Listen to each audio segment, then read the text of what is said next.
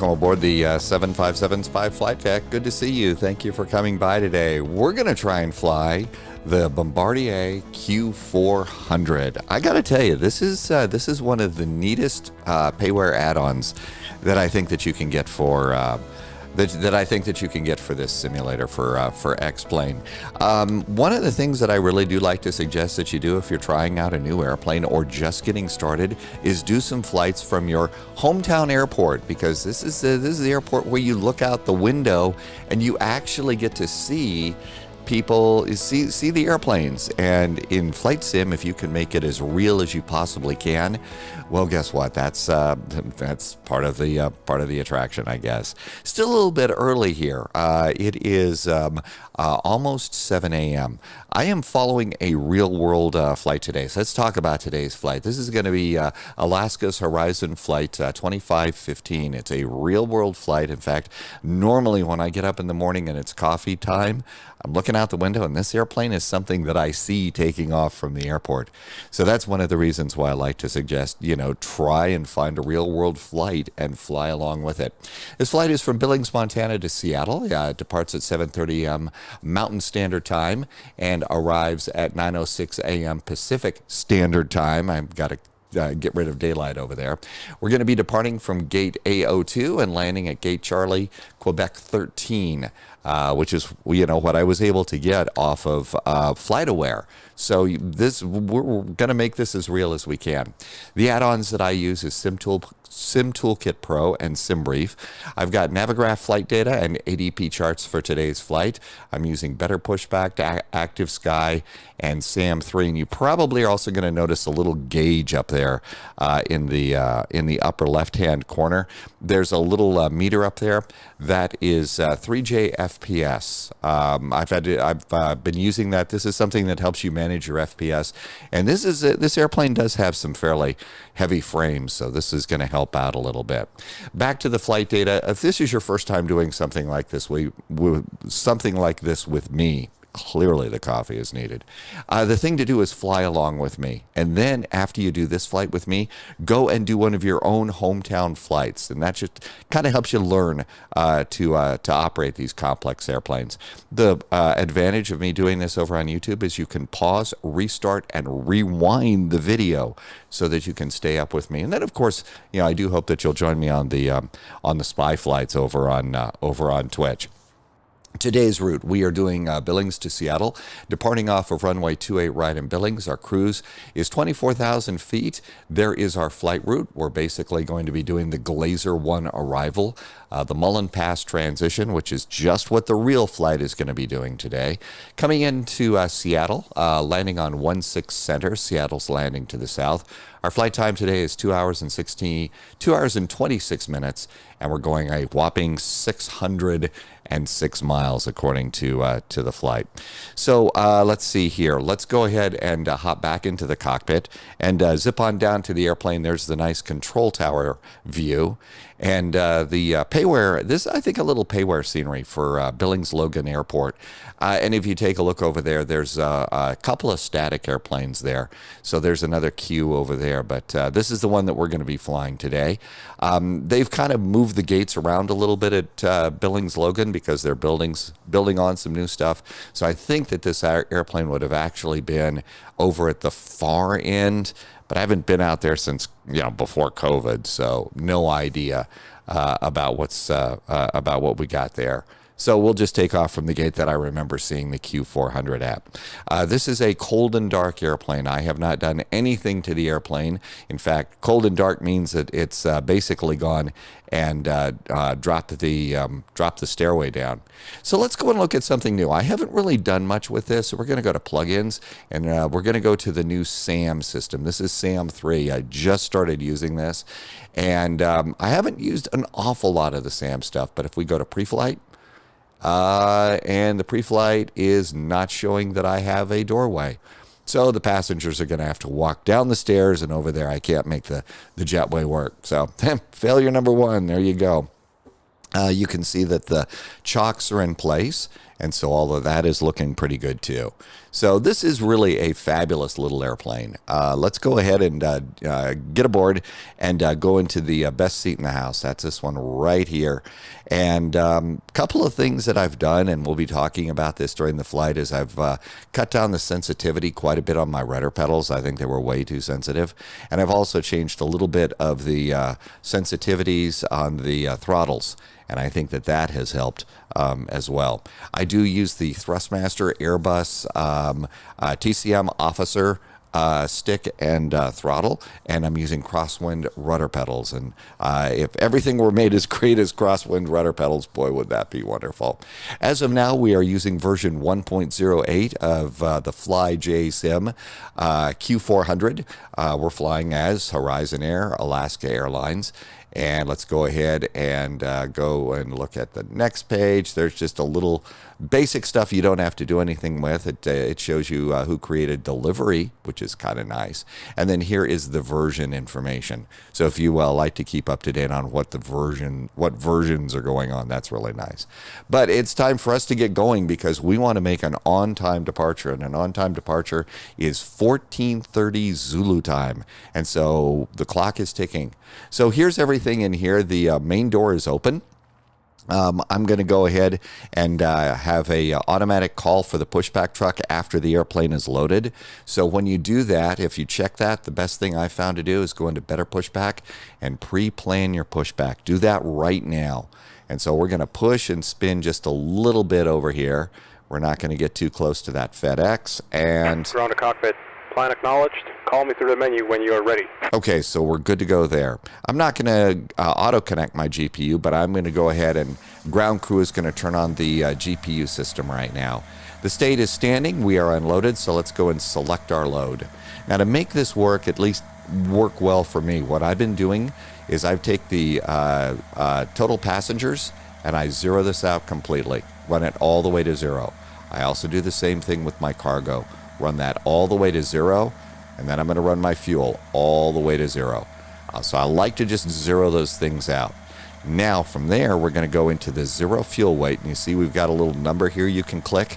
Click that, and off your flight plan, and I'm using the United 2018 format for flight plans, so zero fuel weight for today's flight is 25,460. Okay, so let's go and put that in. So 25,25460 and 546 Maybe I'm typing too fast. So 25460 and enter. And then look at my zero fuel weight. It's exact. That means we're going to be carrying 76 passengers. All right, the next thing I'm going to do is go to my fuel. So click the fuel button. And again, I'm going to look at my flight plan, and this is our gate fuel. So planned gate fuel is going to be 4043. So 4,043 kgs. So if there's fuel, go backwards one. So 4043. Make sure it's right, hit enter, and that's going to be, there's our fuel. Now it says that my ramp weight is a little bit heavy for some reason. So 25460, 4043. It doesn't like my ramp weight right now. So that's a little unusual. I haven't had to deal with that before. This is the first time I've seen that. So, you know, I don't know what to say about that one. We could cut down a little bit of cargo here. So maybe we'll go ahead and do a little bit in the main hold here, just a bit, and see what happens. Okay, so I cut my cargo weight just a little bit. So I've cut my cargo, let's go like that, and we'll cut this cargo here just a little bit. Okay, so now that's no longer red. Like I said, that's the first time that's happened to me, so interesting. 76 passengers, make sure that my fuel load is still good. It is. Let's do the load summary.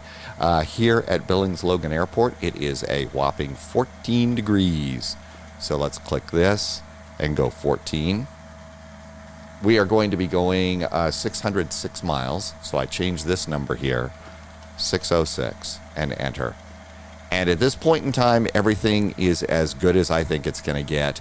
Again, I haven't had to deal with that ramp weight problem before. So that's the best way to solve it for now, and we'll learn about it down the road. This is our load. Let's confirm it. And now our load is confirmed. And it's time to start turning on the airplane. Looking at the clock, it is 13:55 Zulu.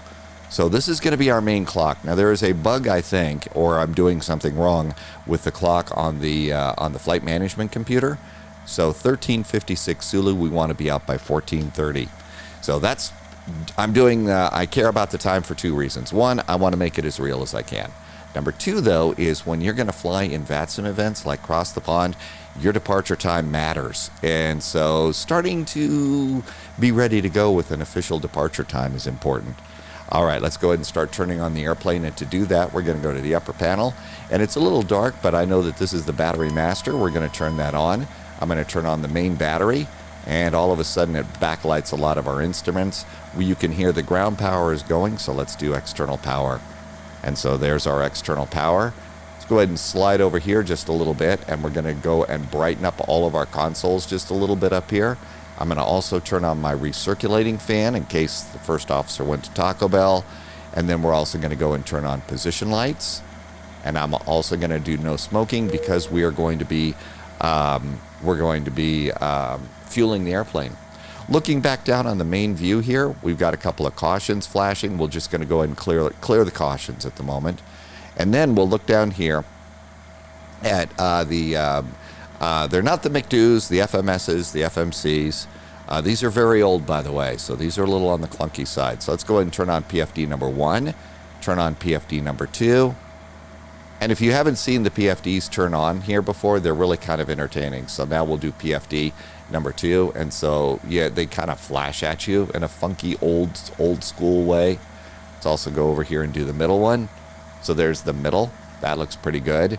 We also kind of have to look down here. It's a little bit awkward to get to these. So we'll turn on this one and turn on that one.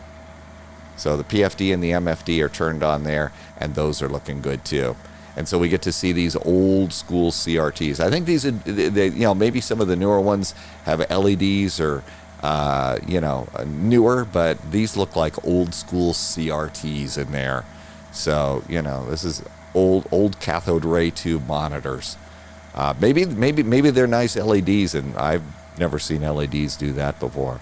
But I'm going to kind of look here and make sure all this looks good. While all of that's going good, we do have external power on, so I'm going to go ahead and hit the external power here on the AC control and just start getting a little bit more AC flowing through the airplane here.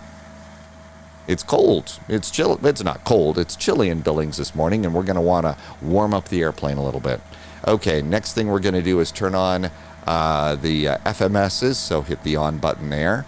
And it kind of flashes at you, and it does this old school like CPU and RAM test, which is interesting. Let's also turn on number 2.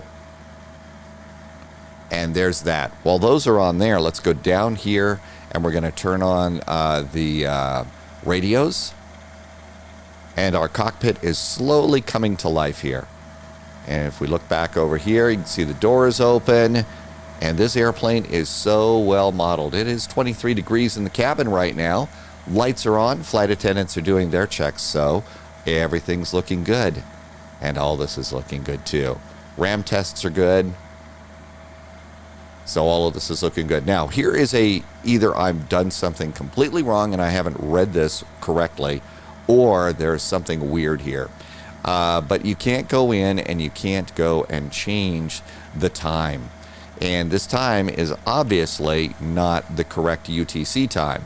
So it's been mentioned in a couple of the forums, and some people, I haven't heard a response yet to any of this. So right now, all I'm doing is just hitting the accept button, and there you go. Let's also accept this one, and this airplane continues to come to life. If we were on VATSIM, now would be a very good time to dial in, get an ATIS. Also, maybe think about getting your clearance. But we'll just say Roger, Roger, and go on and start plugging a little bit of data in here. And we're going to start with flight plan. Airplane knows that we are at Billings Logan Airport. So that's good news there. Looking at the clock, it is now 30 minutes before departure. So now is a very good time when you're 30 minutes before the time that you want to be pushing back to go over here and hit start loading. And so the fuel cart is going to be coming up. And in fact, if you go outside and look outside behind the airplane, all of a sudden, your fuel cart is going to magically appear right there. There it is. And so what they'll do is they'll hook the fuel cart into a spigot in the ground, and then they'll hook it up to the back of engine number 2, and your fuel load that you've requested should start. And so one of the things we can do is we'll go down here, and there is, we'll call these the ECAM. You know, that's a Airbus term for you, but let's hit the fuel system here, and then we'll look up there, and you'll see, our total fuel is at 1320, and at some point in time, we're going to start to see that number going up. That means that the airplane's being refueled. Passengers aren't on the airplane yet, so we got to get that going. So fuel should be starting pretty quickly, it seems like. And go back outside, and you can see some hoses appearing on the ground. Now, actually, I've got, this is a payware airport, so the hose is actually buried in the tarmac a little bit here. So you'll notice that. But so they've already connected it to the spigot in the ground, and now they're going to connect it to the engine. In fact, as you just see, they opened up the little, it was a little hard to see, it's dark. They opened up the cover, and we'll see there's the hose has now appeared in there. And so now that the hose is in there, whoa, that was a little close. So the hose is in, and if we go back over here, we can see fuel is probably going to start. So airplane is fueling. Start that 30 minutes. There it goes. Number is going up, and they're going to go to 4043. I do notice that this number rounds itself up a little bit, so it's not exact. While that's going on, let's go over here. KBIL. We're going to hit the menu button here, and let's start plugging in the flight plan. So menu and our departure, we are going to be departing off runway 28 right. So hit the number 6. You don't put in 28 right, you put the corresponding selector number in. So 6 and enter. There is no SID going out of here, so that's good. Back to the flight plan. And then looking at our flight plan, and so this was the data that I was showing you there.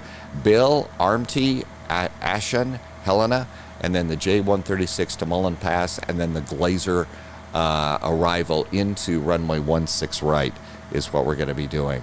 So click this little guy here. There's line 2, and our first checkpoint is Bill, the VOR, and it is the Billings VOR, except next stop is a checkpoint in the sky, a waypoint, ARMTY. So ARMTY, and enter. It even says ARMT, I guess. And there it is. If we wanted to be really good pilots, we would be comparing that latitude and longitude with our flight plan to make sure that it was worked. But, okay, I'm a failure. I'm being lazy today. ASHUW. ASHUW. ASHU. And there's the ASHU. Accept it. After ASHU, we're going to go to Helena, the Helena VOR. So HLN, and that's Helena. Accept that. Now, after the Helena VOR, we've got an airway. So to get an airway in this thing, you hit the list button. See where it says airways? Click this one here, and then it gives you a list of airways. Well, our airway is the J136, which is just happens to be number 1. Click number 1 and enter. And then after that, it gives you options where to go after that airway. We're going to go to Mullen Pass, number 6, which is MLP. And there's Mullen Pass. And there we are. That is our flight plan. So just 6 of them. That's all you got to do. So number 7, we're going to put in our arrival airport, KSEA, Seattle-Tacoma International Airport. Accept that. And now from there, we're going to hit the menu button and our arrival. We're going to be coming in on runway 16 center, which is runway number 1. Our star is going to be the Glazer 1 arrival, that's number 3, and hit enter. Our transition is Mullen Pass, that's number 3. And then our approaches, we're going to do number 1, the ILS for 16 center, that's number 1. And then we get a bunch of options here. Now, this is a little on the awkward side, so basically, coming in on the Mullen Pass, the Glazer arrival, after we're done here at Jackson, there's Woody and Heather. I usually blow off Heather, and from Heather, I'll go direct to Erica. So because you would get some sort of vectors like this for a flight like this. That just gives us a very, very nice transition between the star, which is a vector, vectors after the star, into your ILS. So that just makes it a little bit smoother. So I'm going to go for Erica. So let's look over here. Do we have Erica? It's number 1. So there's Erica, and enter. And all of that looks good. Let's go into the flight plan at the top. Bill, RMT, Ashu, Helena. Then click the flight plan button again. Helena should be the last one on the page before, should be the first one on the first page. Mullen Pass, Gag, that is Spokane. Then there's Temple and Whitrow, another page. Odal, Glazer, Jackson, there is an altitude, 12,000 feet, which is correct. Then there's Woody. Let's hit the button. Okay, after Woody, again, I'm going to blow off Heather. So I'm going to delete Heather. We're going to delete vectors. We're going to delete the link, and then direct Erica. Then Magnum, Anvil, and then our ILS for runway 16 center. And then there is the missed approach after that, which is really nice. So that pops all of that in. Okay, so we're good to go there. Now then, these are some things that I think that the real world pilots would do, but I don't necessarily know that it's working 100%. So our estimated time of departure is going to be 1430 Zulu, 1430, and enter. Now this refers to the plus or minus from local time. We're in the mountain time zone, so that's 7 hours for mountain standard time, so 7, and enter. Now it gives you this really weird local time, so these two are off. Again, I don't know if I'm doing something wrong or there's a bug in this, but there you go. The last thing I'm going to do is come over here, and for Pacific time, the offset from Zulu for Pacific Standard is 8 hours. So once that gets cleared up, I think at this point in time, all of a sudden, these numbers are going to make a lot more sense, but I think they need to clear that sort of stuff up. All right, so we're looking good there. Let's look over here and see. Oh, look at this. Fuel is 3810, so the fuel continues to be pumped into the airplane, and we are 20 minutes from our departure. So 20 minutes is what we've got. No passengers are aboard yet, but our fuel is almost to the 4,000 kgs that we want. So we're doing pretty good. The sun is also starting to come up just a little bit outside. And then, it looks like it's going to be a nice day. We do have a weather system coming in, so temperatures are a little bit warm. Things are going to be breezy for some of the return flights. And by the way, that's another thing for you to consider doing is when you're doing your hometown flights, hometown airport to the big city and back, and follow along with real-world airplanes just makes the sim come to life a little bit more. Okay, so all of this is looking good. The next thing I'm going to do is go to my fuel page, and we're going to put in a little bit of fuel data. And this is stuff I'm getting off the flight plan. So our alternate is Portland 674. That's how much fuel it's going to take to get to Portland.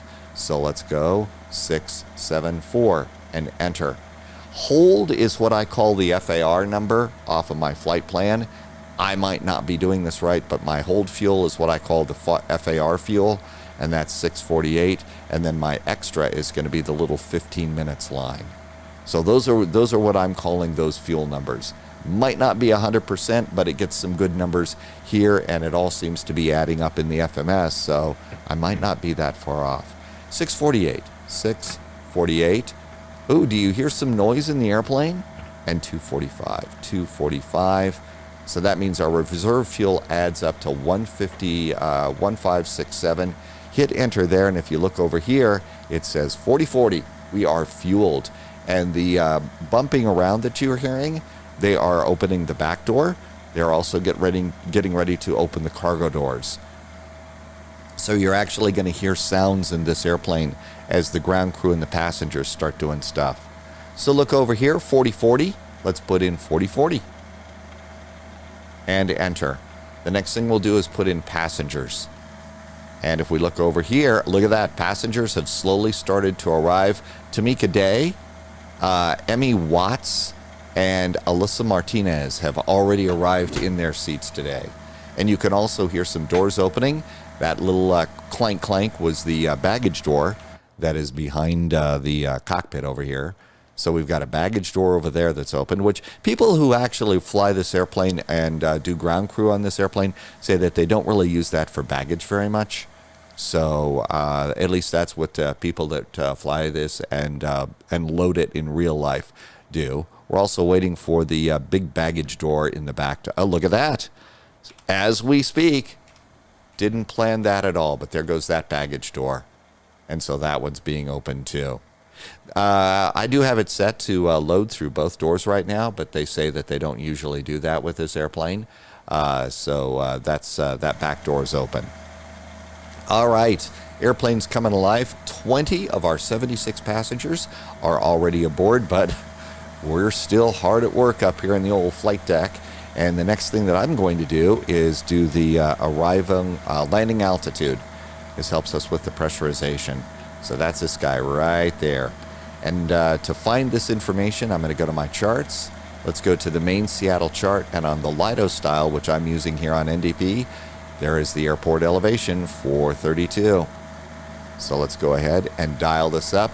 So there's 1,000. So there is 500. And then down just a little bit, and we'll call that 432. And there we go. So that's good to go there. And all of that's coming to life. We could go ahead and turn on the APU now. So let's hit the power button.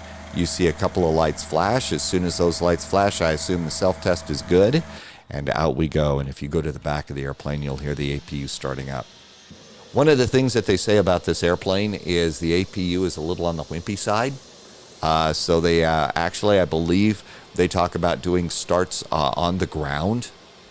So they'll do starts on the ground with the ground power cart because apparently this isn't the greatest APU. Did you see I forgot something? I'm going to be getting a memo from the boss. Uh-oh, I'm in big trouble. I forgot to turn on the tail logo light. Yeah, I forgot. Yeah, the advertising department is really upset. You know, there's another demerit. I'll get them for the whole flight. But you can see, and the livery that they did, there's some really nice liveries that came with this, of course. Alaska Airlines flies these things as QXE. There's an airline out of Toronto called Porter, and they fly these things all out of Toronto. A subsidiary of Aegean Airlines, Olympic, not the old Olympic. This is, I guess, the Olympic under Aegean. They fly these things to a lot of the smaller Greek islands.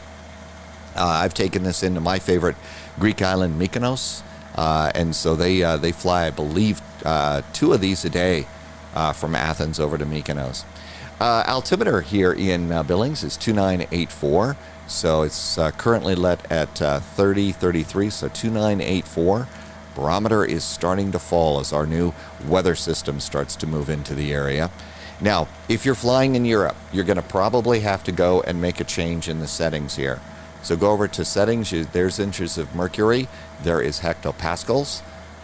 Pascals, whatever. Anyway, this is where you make that change over in the settings. My settings are cold and dark. I'm the captain. I'm in kilograms. My baro sync is enabled. I'm one person in a 2-person cockpit. Baro sync is something that I can go ahead and click. Seasoned weights, I've got it set to auto. The J-pad, that's this thing, is located on the left side. I keep the yokes on because if you turn off the yokes, you don't have any opportunity for any good yokes, and we need good yokes here, right? Clipboards, we're going to show those. Those are on the yokes too. Steering axis, I have it set to my yaw axis, my rudder pedals, and my control displays fade away. The control display that they're talking about here is the control display for these things, for the throttles and for the fuel shutoff and the props. So that's what that is, and I've got mine set to fade away. While we're doing this, let's go ahead and do some of the checklists. They're important. I forget stuff all the time on this airplane. Recirculating fan. Recirculating fan's up here, and our recirculating fan is on. We've done our walk-around external check. That's good. The alternate gear doors and landing gear inhibit switch has been checked, and it's normal. That looks good. Let's see. Flight deck preparations relatively done, and the briefing has been done ad nauseum, so we're good to go there. Other things that we can do while the passengers are loading, looking at the departure chart for Billings Logan, we're taking off on 28 right, and the departure heading is 282 degrees. So let's go here, and if you look, there's going to be a small number there. It says 274. Click the heading, and we're going to drive it up to 282. Our final cruising altitude for this flight today is over here on the flight plan, and our flight, it's flight level 240, 24,000 feet. So let's go ahead and dial the altimeter. The altitude hold, there's the number right there, to 24,000 feet. If I'm doing this too fast, remember, one of the cool things about doing this on YouTube is you can stop the video, replay the video, skip forward if you want. So those are some of the things that you can do. So if I've gone too fast, go back and replay it. Nothing wrong with doing that. That's the whole idea of putting it on YouTube like this. Okay, so now that we've done these two, I'm going to go over here and we're going to do our climb, which basically we're going to make our climb an indicated airspeed climb, and I'm going to preset this climb, not indicated, a vertical speed, I'm sorry. And the vertical speed, we're going to move it up to 1,000 feet per minute just to get us off the ground. The next thing I'm going to do is, you see it's on wing level, I'm going to have it go into heading hold mode. And then the last thing I'm going to do is look down here, it says ILS 1. We're going to change the nav source, click it 1 to the right, and turn it over to FMS 1. Okay, timeout. I messed up something here. I forgot a very important button, and it's this little thing right here. It's called the altitude select button. I forget this thing all the time. So as you're setting your departure heading, and you're setting your final cruise, or your cleared altitude, and you're hitting the IAS button and the heading button, also don't forget to hit altitude select. And as we reach top of climb, you're going to see what happens. But okay, back to the flight. So now the autopilot is sort of ready to go. This is before start checks. Let's see how the passengers are. Oh, look at that. Our passengers are on board. So let's go and put the passenger number in. That's 76. So 76. And assuming that's 105 kgs for every passenger, it does the math for you. And we're going to trust the computer, which will probably get me killed. All right. Now, the last thing that's going on, you can see the cargo bays are still open. And if you look here at TCG, total cargo gross weight, or TOGA, whatever, this is the cargo number here. You'll see that this number is slowly going up. There it is. Your zero fuel weight, if you look at that, it's 24,956. Well, our zero fuel weight is supposed to be 25,460. So we've still got about a half a kg of bags to load. So that's probably for all of the passengers that did not do their, did not want to check their bags. So, the last 500 pounds are all the gate checks. As we look back here into the cabin, it is 23 degrees. The lights are on. The passengers are relatively happy. But we're going to go ahead and we're going to start getting ready to go. So seatbelts are going to go on to get the passengers in their seats. So that looks really nice. This isn't SOP at the moment that I know about, but it's chilly here, so I'm going to go ahead and do the warm-up. I don't know if that's right or not. I've just been turning on the warm-up button. APU is up and running, so I'm going to make sure that the generator is connected. Bleed air is on, and I'm going to go now and disconnect my ground power. And the generator light is on, which means that we didn't lose power. So we can go down here, and we're going to disconnect the ground power unit. So ground power unit is being disconnected. They've still, we're at 25,067. It's going to have to go to 25,460 before we're ready to go. On-time departure information again. It is 14:19. We are 10 minutes from departure. And if you've seen my spy flight over there, let's see, where's the boarding pass? So here's the boarding pass. Now, my boarding pass is a little messed up right now, and this is not for this flight, but you notice that there's some things in there like boarding begins, boarding ends, flight departs. So all of those numbers are numbers that I took off of a United boarding pass. So basically start your boarding 20 minutes before departure, at least. and that is supposedly going to help you with your on-time departure. So it takes about 20 minutes to board something like this, or an Airbus or something like that. Obviously, a little bit longer if you're going to be boarding a 747. You might also notice that the back door is now closed, so all we have are 2 cargo doors and the main door is open. Our zero fuel weight is 25,177. We are getting closer, and the light is getting a little bit lighter. So it should be a really nice sunrise departure here from Logan Airport.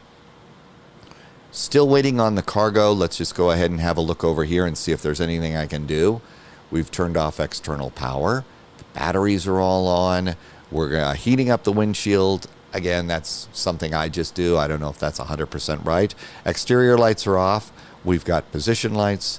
The tail logo is on. Seatbelts and no smoking is on. And up. You hear that? They're done loading. They closed it up for us. So our final cargo number is 1341. So let's put in 1341 and enter. It gives you fuel on board.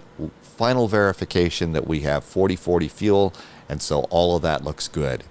With that, I'm going to go and hit the performance button. I'm going to go over to the second flight management system, Master Cross Fill. Ground to cockpit. Tow is driving up. Here comes the tow truck. Remember, we set up better pushback, and this is from FMS1. This is copying all this data over to FMS2, and I'm going to put that one on performance as well. And we're going to watch those numbers as we get stuff started. Here comes our pushback truck. Everything is looking good. It is now 14:21 Zulu, 9 minutes before we're actually supposed to be pushing back from the gate. We're actually doing pretty good. And usually first flights out of a small regional airport going to the big hubs, they always try and get out a little, 5 minutes early or something like that if they can. So we're in really good shape here at the moment. Looking down here, we probably got to do a squawk code, especially if we were on VATSIM. So let's go ahead and click this button. Okay, and we're going to doors and squawk hatches are 2000. closed. Ready to connect. Okay, when Better Pushback says ready to connect, so we're 2000, and we're going to squawk mode Charlie, which is just hold this button here until it goes on altitude.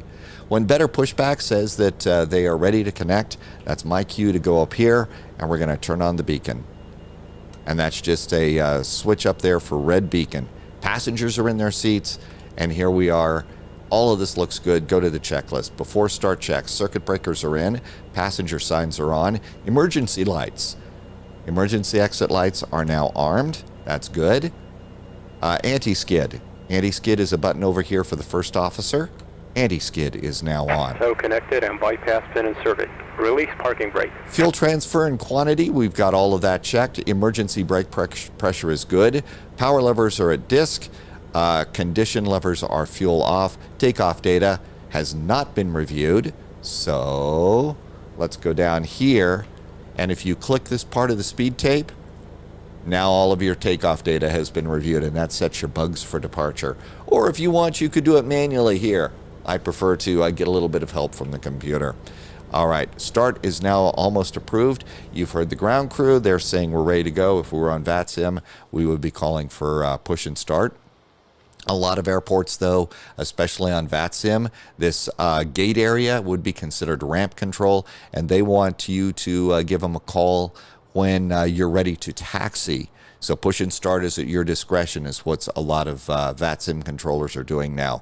It's different at every airport, so they'll let you know. But we're ready to go, so let's look down here, and we're going to go and do the parking brake lever. Starting pushback. And you may start engines. And looking up here at the clock, we are out 6 minutes early.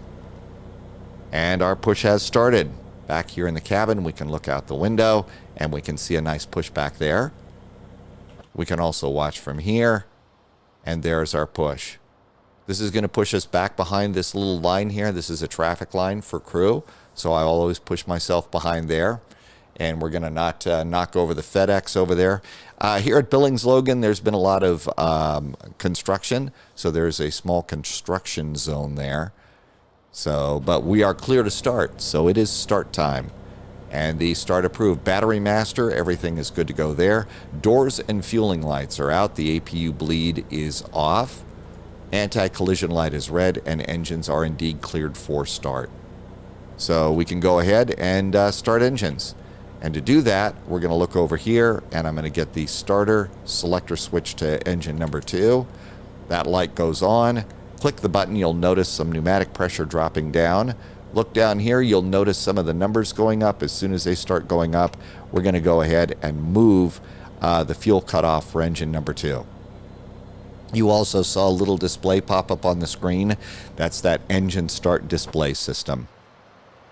The levers, and boy, the levers on this thing are different.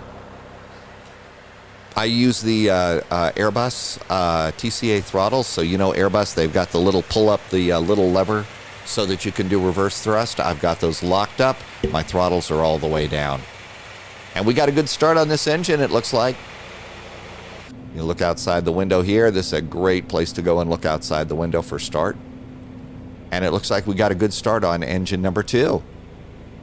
Got a caution over here. I'm just going to go ahead and clear that for the moment. I should have found out what the caution was, but I'm being a brat. Okay, parking brake is on. This is usually at the point where I'm going to go ahead and start engine number 1. So engine start selector goes to number 1. Press the button, drop in pneumatic pressure, look down here. We're also going to look over there. Those numbers are going up. Let's go ahead and we're going to raise the fuel cutoff for engine number 1. And we got another prop starting to spin around here. You might notice the speed brakes are up. We'll pop those down in just a second. There goes our pushback truck.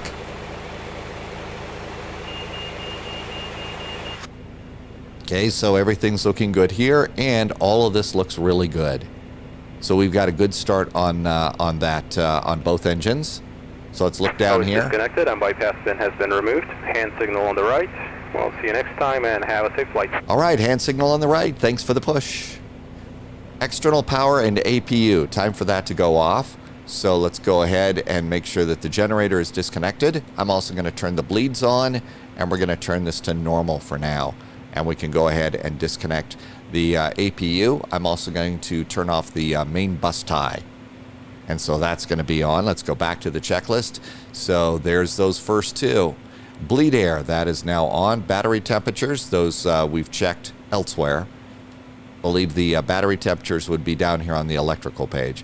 Now we're going to go ahead and we're going to move this up, move the props up.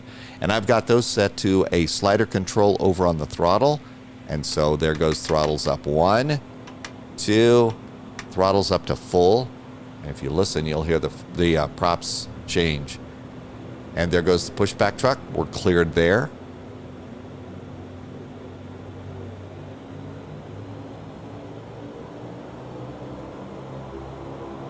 The sounds on this airplane are absolutely amazing. They're fabulous. They really are amazing. Okay, so condition levers are now to max. Standby hydraulic pressure and the PTU control. These go on here. Those are good to go there. Hydraulic pressure and quantity is checked. That's going to be over here. And there's the hydraulic pressure. Next thing we're going to do is hydraulic number 3 isolation valve is open. Okay, so that's this thing over here. It's guarded, and it is now open. And you see this thing has popped all the way up. So we do that, and then we do the elevator travel check. So look there and do the elevator all the way forward, all the way back. And we're also looking down here. So there's your elevators all the way forward and all the way back. So there's elevator travel. That's good. Okay, the hydraulic goes back to normal. And then the bottom, it's guarded, and so it flaps down, so you put the guard back up. Okay, so that's good there. Flaps, I'm usually doing flaps 1 takeoffs. So flaps are going to 1 or 5 degrees for flaps. De-icing pressure. I believe the de-icing pressure is going to be up here. I haven't done an awful lot on the de-icing, but I'm going to guess we're good to go there. I haven't been yelled at about de-icing pressure yet. Rudder travel. So that's going to be look over here. Get your rudder pedals. There's rudder all the way to the right, all the way to the left. Rudder travel looks good. Steering switch. Steering switch is kind of awkward. It's down here. I have that one actually remoted to a button on my throttle, so that's good. Windshield heat. Windshield heat, it's warmed up. We're going to turn the windshield heaters on, so that's good. Flight taxi. Did you notice the speed brakes are up? There is a little button right here. There's the spoilers, and it goes from flight to taxi. We're going to put it into taxi mode. So we're good to go there. Radar and nav comms are set. The PFD, MFD is checked, and all of that is happy. And I call them on the live stream the yawn dampers because I think I'm funny, but it is yaw dampers, and that's that switch there. Yaw dampers are on, and that checklist is good. Over to the taxi checklist. Taxi light I'll turn on as soon as we roll around. Altimeters are checked and set. Flight instruments are good. The tank, auxiliary 1 and 2 pumps are going on. Let's also do propeller control. I'm going to turn on auto feather, which are the next 2 buttons there. Flaps are set. Trims are set to takeoff. So there, if you're doing a second flight in this thing, be sure and check your trims because it's going to be different. Takeoff warning is good. Condition levers are max. Pitot static heat. Time to turn on the pitot tube heaters. 1, 2, 3. Pitot tube heaters are on. Ice protection is as required. I don't think we're going to have much icing. Cautionary lights are out. Flight clearances are good. The cabin is secured. I think it is time for us to do the taxi thing. If we want to be nice to the cabin, we can ring the bell. Here's the chime button. And I think it's time to go. So let's look up here. We're going to do the taxi light. Look off to the left. Look off to the right. Everybody's clear. Toe brakes are now fully depressed. Parking brake goes off.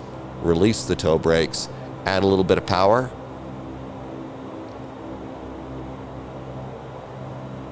We're starting to roll. Turn. We don't want to go and take out the road construction over there. Just a very little bit of pressure, little bit of throttle gets you going. Okay, we've got a caution up here, so caution's there, but the caution panel is clear, so I guess we're good. Little more throttle getting us going. Now, Billings Logan's a little bit interesting. One of the things I noticed as a sim pilot, trying to taxi out here, is I was just scanning on my brakes, trying to get from the terminal down to 28 right. Well, guess what? One of the times I actually got to be a passenger, you know what the Airbus pilot was doing? Standing on the brakes, because this thing actually goes downhill a little bit. So if you're standing on your brakes and you're at idle thrust for a taxi, particularly in an Airbus, chances are you're going from a high elevation to a low elevation. And so I thought, okay, something's wrong with the sim here. No, it wasn't something wrong with the sim. We're just going downhill and the airplane's picking up speed. Okay, at this point in time, it's a good time to make sure you're seated correctly. If you've got one of those nice chairs that leans back, make sure that you've got it locked in. Otherwise, you will tilt back at one of the worst moments. There is a thing on this airplane called the gate. Okay, so the gate. And if you look here at the throttles, when you are moving your throttles out of basically idle to flight mode, there is a gate. Actually, there's 2 things that are going to prevent you from going full throttles, but one is the gate. And you're going to notice when I'm on takeoff that the little power indicator is going to show up in the lower right-hand corner, and I'm going to be pressing some buttons on my throttles, which are some keyboard bindings that you really ought to set up for gate number 1 and gate number 2. And so you ought to set those up. Now, I actually have them on the auto throttle cutoff buttons, and that's not 100% right, but it's what I can get to, and that's what works for me. Okay, we're starting to go downhill, so pull back the throttle just a little bit. We don't want to speed up too much.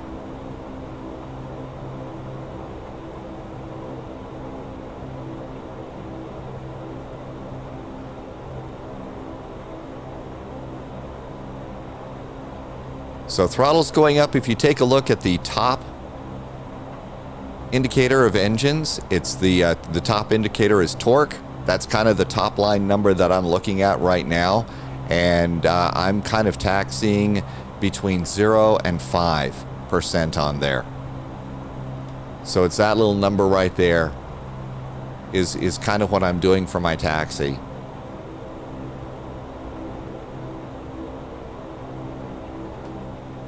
Okay, this is going to be our lineup checklist. The cabin crew has been notified. Bleed air 1 and 2 can go off. And this is going to go to minimum. So that looks good. Make sure we're still lined up. That's nice. Anti-collision lights will go to white. So we're almost done. We could also be another nice person to the crew and hit the chime. And we get to say those famous words. Flight attendants, prepare for takeoff. Or cabin crew, prepare for takeoff. Or panic, we're going to go up into the air. This is one of the things that we get out of Billings Logan is a lot of these little turbos and commanders that are taking off. This is where some of the bigger cargo airplanes come in. We get a couple of A300s, a 757, and sometimes a 767 from FedEx and UPS. And so all the little feeder planes are constantly buzzing in and out of this airport for the cargo operations. And they're going to go to Ontario and Memphis are the two big cargo destinations. So if you have the AnyBuilds A300 and a FedEx livery, you know, you can, that's another real world type of a flight that you can do. Just make sure that you have Wilson the volleyball if you're flying for FedEx. Because, you know, the Tom Hanks Castaway movie. And here we are, 28 right. And so here we are holding short. Looking pretty good. All that looks great. Next step is anti-collision lights for white. Here we go, cleared onto the runway. So what this is you go from red and 2 clicks down, and that's white. And we're going to add just a little bit of power and line on up. Because most of us are doing that flying on VATSIM kind of a thing, my transponder is already set to TCAS. Flight controls, check and free. Big thing that is this lever here. That is the control lock. Move that forward. I can't tell you how many simulator pilots I've seen, myself included, that take off with that thing, and it's sort of like, wait a minute, we're not speeding up. What's going on? There's that big problem there. Flight to taxi. So this is the spoilers. We're going to go and put that from taxi over to flight. And that's good to go there. And landing lights go on. So that's the last thing. And our lineup checklist is done. Doing a nice little proper turn out here onto the runway. Last thing we do is turn on the landing lights. That lets everybody know that, okay, we're serious. We're doing that flying thing as we line up. Okay, remember after takeoff, we're going to go to Billings, VOR. So that looks good. All right, so landing lights on. Remember I told you about the gate. So here come my throttles. They're going up a little bit. Up around 10, 11%. Now I'm going to hit those 2 little buttons.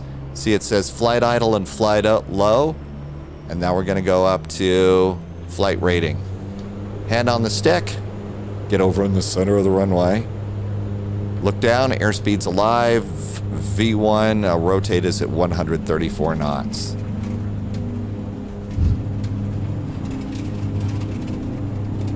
And there's 100 knots. I'm doing a little nose down pressure here because this bounces on this runway. V1, and rotate. Up, up, and away.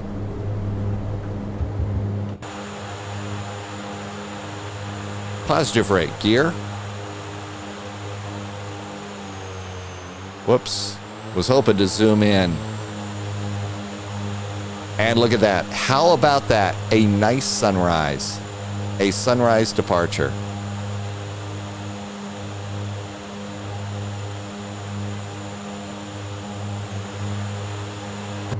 All right, let's head on over to the Billings VOR. You go outside the airplane, you're not going to be in the exact spot you're supposed to be.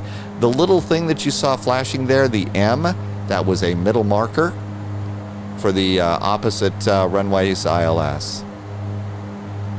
Okay, we're going to go direct to the Billings VOR. Okay, I'm going to adjust my course heading here just a little bit. So there's our heading. That looks pretty good. Let's go ahead and hit AP. And there's heading. And at the Billings VOR, let's go ahead and do a direct to Armady. That's 3. And enter. After that, let's go ahead and we're going to go over here and go to nav. We are climbing. Let's go ahead and do IAS. So we're climbing fast. We want to climb at 210. I should have also done flaps at 200 knots. This is a fast airplane. When it's takeoff time, things get fast. Okay, so what I've gone and done is now we are direct to Armady. And VNAV or LNAV is taking care of stuff. We've also switched from vertical speed to indicated airspeed and made it 210 knots. And we put up our flaps. Let's look down here, dial the radio, the map range out to about 40. Look over there, there's Armady, that looks good. Passing 7,500 feet. I also like to keep my manual heading pointed in the direction we're flying in case there is a problem, whatever that would be.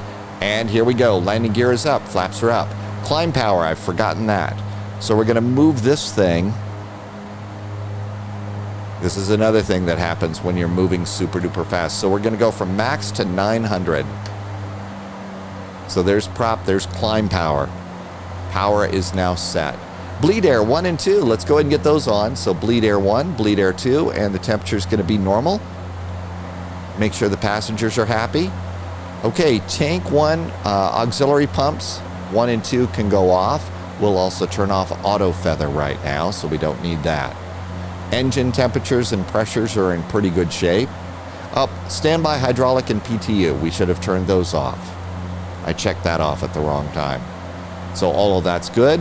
Ice protection, are we in the clouds? Yeah, kind of. We're at 0. We're sorta kind of in the clouds. You know, technically I think we're supposed to have ice protection on right now. Cabin pressurization and temp controls are good, and passenger signs are required after takeoff checks are done. And now you get to take a little bit of a break. Up 10,000 feet. No, we don't get to take a break. Landing lights.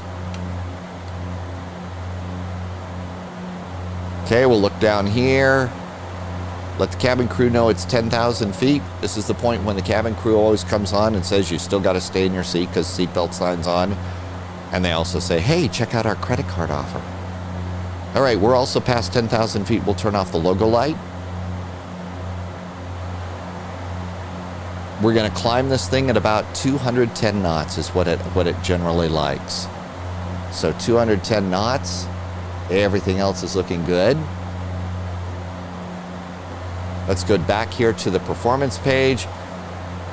And so right now we are 590 miles from SeaTac, and you can see these numbers are about the same. They're about the same. That's pretty good. So now I'm going to hit the fuel button over here. And this is going to say that Seattle says we're 2 hours and 18 minutes. No, that's a lapse time. This is our takeoff time, but this is not correct. Our estimated time en route right now is 2 hours and 17 minutes. That number is going to change quite a bit as soon as we get to final cruise. And we can look outside back here. And it's kind of misty out there. And a nice sunrise as our Q400 makes its way into Seattle. So let's see how we're doing. One of the fun things that you can do is go and open yourself a web browser and let's do FlightAware. And from FlightAware, let's go here and let's do Billings, Logan. You ought to have your hometown airport set favorited there. And now let's look down here. Is there a QXE departure that's taken off?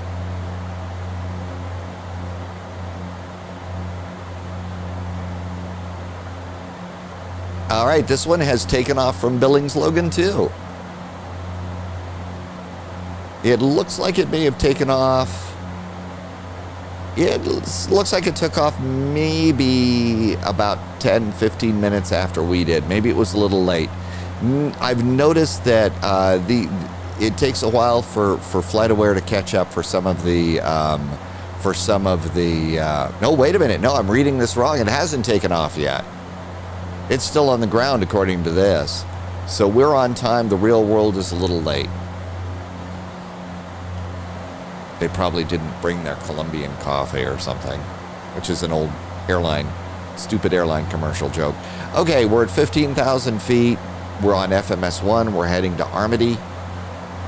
We're 18 miles from Armady.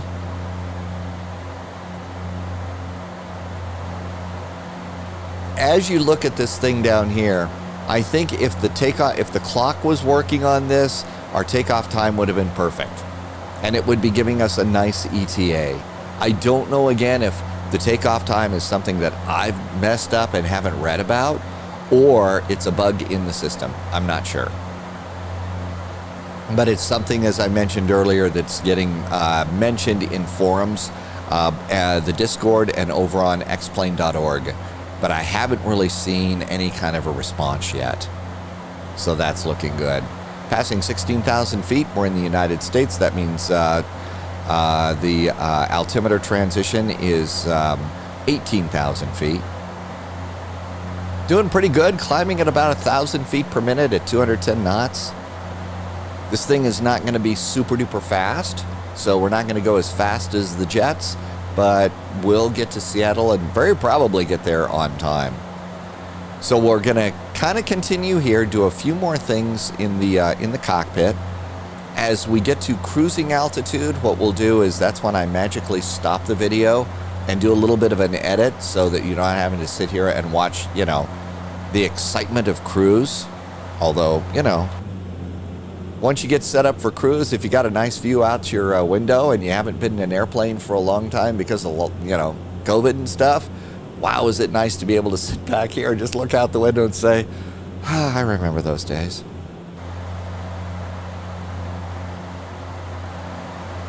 Okay, 17,800 feet. There's 900 feet. It's almost time for us to get to push a button here, because pushing buttons is fun in this airplane, right? There it is, 18,000. Hit the center of the barrel button. 2992. Altimeters are set. I've also got the first officer and the backup barrel button set there too at 18,000. Good time for a quick scan. Everything's looking good here. All of these buttons are in their proper spot.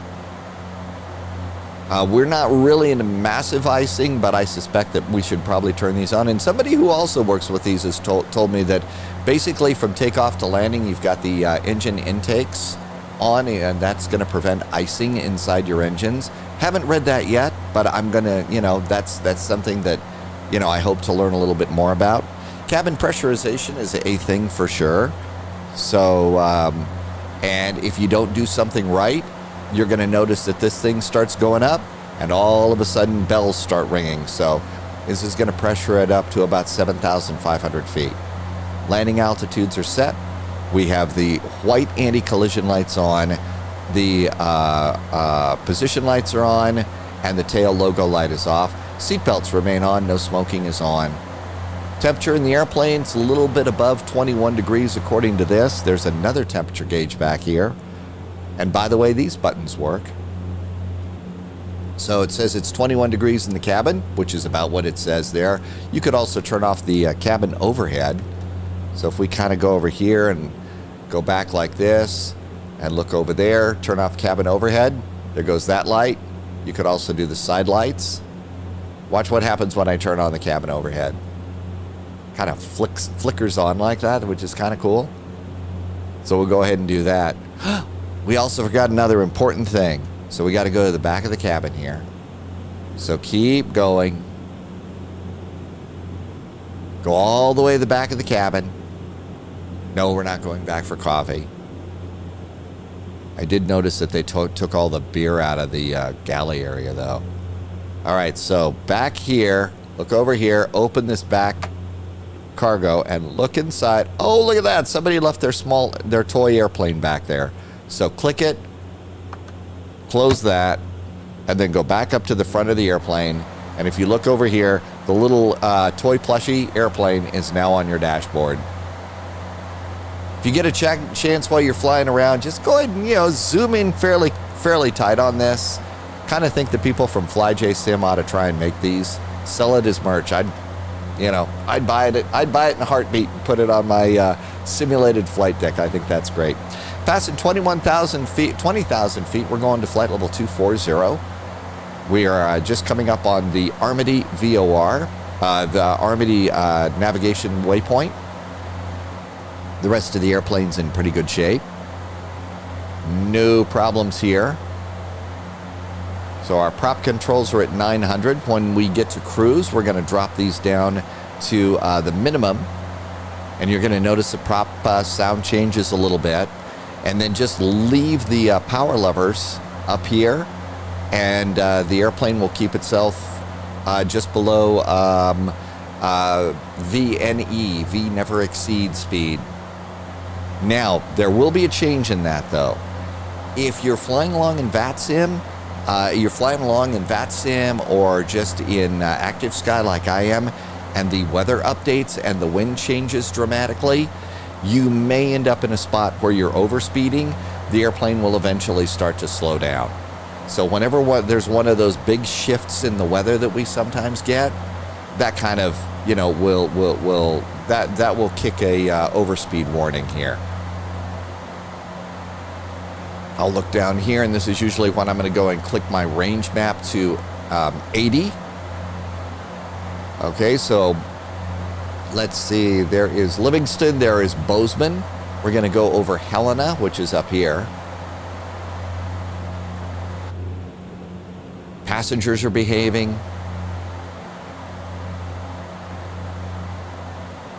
First officer is dutifully writing down all sorts of numbers, making sure that we're where we're supposed to be and not using too much fuel. Our fuel is at 3705. We're looking good there.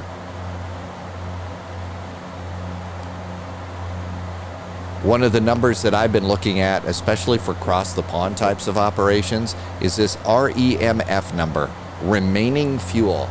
This is what I believe we should have in the tanks when we land, unless we have to divert, we have to hold, or do a missed approach. So assuming none of those things happen, we should have 1567 in the tanks. So we haven't had to use any of our reserves. I might be reading that wrong, but that's what I'm kind of looking at. And the reason that I do that is, especially for a flight that I'm going to do on Cross the Pond. Well, across the pond, we're going to load a lot of fuel. And if you're never able to hit your remaining fuel number, that means you're using too much fuel. That means you better board some extra fuel in your airplane. Otherwise, you'll run out and cross the pond, and you don't want to do, mid-air refueling in cross the pond, because that's just embarrassing. So that was an issue with my last cross the pond. I took the A310 from Mini Builds, which is a great airplane. I enjoyed flying that in cross the pond a lot, but I was using a little too much fuel. So I boarded an extra 7 kgs of fuel just to make sure that I didn't run out of fuel. And, well, nobody was hurt, nobody was arrested, didn't have to fill out any, refueling paperwork. So, boarding the extra fuel, is not only a good idea and cross the pond, but plenty of extra fuel in case you lose a little bit of fuel, which I feel like I was doing on that airplane. I don't know if that was a problem with the airplane itself, the fuel usage, or if it was, a button that I didn't press right. I don't know. It's flight sim, so I don't know is something that gets said quite a bit. Looking at our engine instruments, both of our props, 900 RPM, that's being good. That's what the prop setting is supposed to be at right now. That's perfect. Let's see, hydraulic pressures are all good. So we're not losing hydraulics. Our fuel is nicely balanced. Everything's good to go there. Passing 22,700. We will be at 24,000 in just a bit. So some of the things that I will do after I stop the video, first of all, go and get more coffee. Make sure you're ready for that. The other thing that I will do is as time goes by, I will go ahead and I will look at the information here on Sim Toolkit Pro. There's our flight. Oh, look at that. Rain moving into Seattle. Who would have thought? One of the things that I'll do is I will put in KSEA down here in this window, KSEA, and hit the METAR button. This is how I'm going to be able to get a METAR. So it looks like it's a little bit windy in Seattle. And then I can do Control-C, and I'll just actually go and put that over into a small text pad that I have open. And that tells me that that's just a great place to keep a METAR. The beep you heard is we're approaching altitude. So we're approaching 24,000 feet. Airplane's looking good. We are going direct to the Helena VOR. So we just passed Ashen, maybe. You saw we made a little bit of a turn. There's the heading bug over there. I usually like to go over, and after a turn like that, I'm going to move my heading bug back over here and just put it straight up. The autopilot fails or whatever, that's just a nice reminder of, hey, this is the direction I need to go. Or if we're on VATSIM and we're coming into Chicago, it's a congested day, you know, the controller may say, hey, spy guy, turn 30 degrees to the right for spacing. Well, if you've got this over here, it's very easy to do 30 degrees to the right and do it quickly like they're going to want you to do. The light, it all of a sudden got bright in the cockpit. If you take a look over here, you can see the sun's coming up. And when the sun is directly behind you like this, your cockpit tends to get blazingly bright like this. Now, this, I don't know if it's a bug or I'm missing something, but if I look over my shoulder, I've got a bulkhead behind me. But for some reason, it gets really super bright behind you like that, and that just doesn't seem... That might not be part of the sim that is supposed to be that way. 210 knots, we're at 23,400, almost to our final cruise. Airplane looks good at the moment. Fuel is good. We're not running out of gas. Looking up here, pressurization. Another thing to check on a semi-regular basis. Yep. We're at 7,500. That means that, you know, the passengers aren't passed out because of oxygen deprivation. Except, of course, for the ones that went to a party last night and are hungover. They probably still have a bad headache, but...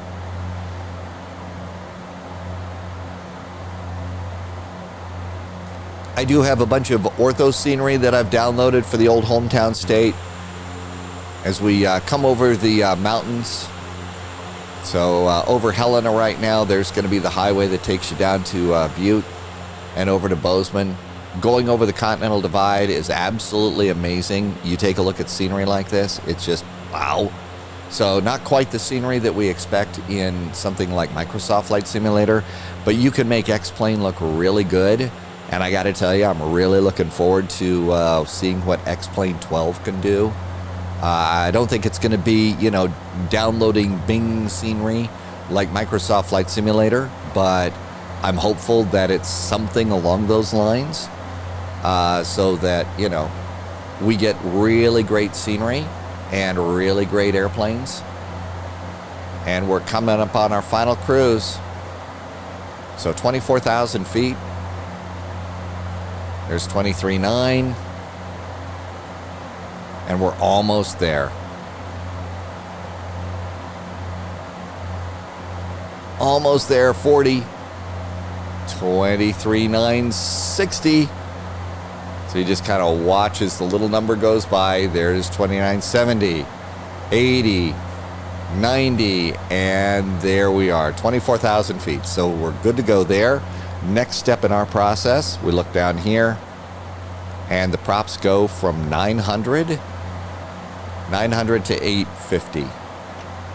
There's 850 for the props. Look over here, and cruise checklist. Altimeters have been set, 2992. Power is now set. Cabin pressurization we've checked. Landing lights are good. At this point in time, the pilots would probably get on the PA system and say hello from the flight deck. We've reached our final cruising altitude, 24,000 feet. It is nice and smooth outside, so we're going to turn off the seatbelts. Please feel free to move around the cabin. But we also ask that while you're seated, keep your seatbelt on because turbulence can happen anytime, and people that don't keep their seatbelt on and end up going and flying. All right, you see, I made a mistake. Look at this. 24,200. Guess what I did? There is a button I forgot to hit. I forgot to hit altitude select. If you don't hit altitude select, you do what I just did. So total screw up here. Total screw up here. Hit altitude select. Okay, so it's going to drop us back down to 24,000 feet. Eventually, it's going to inch us down there.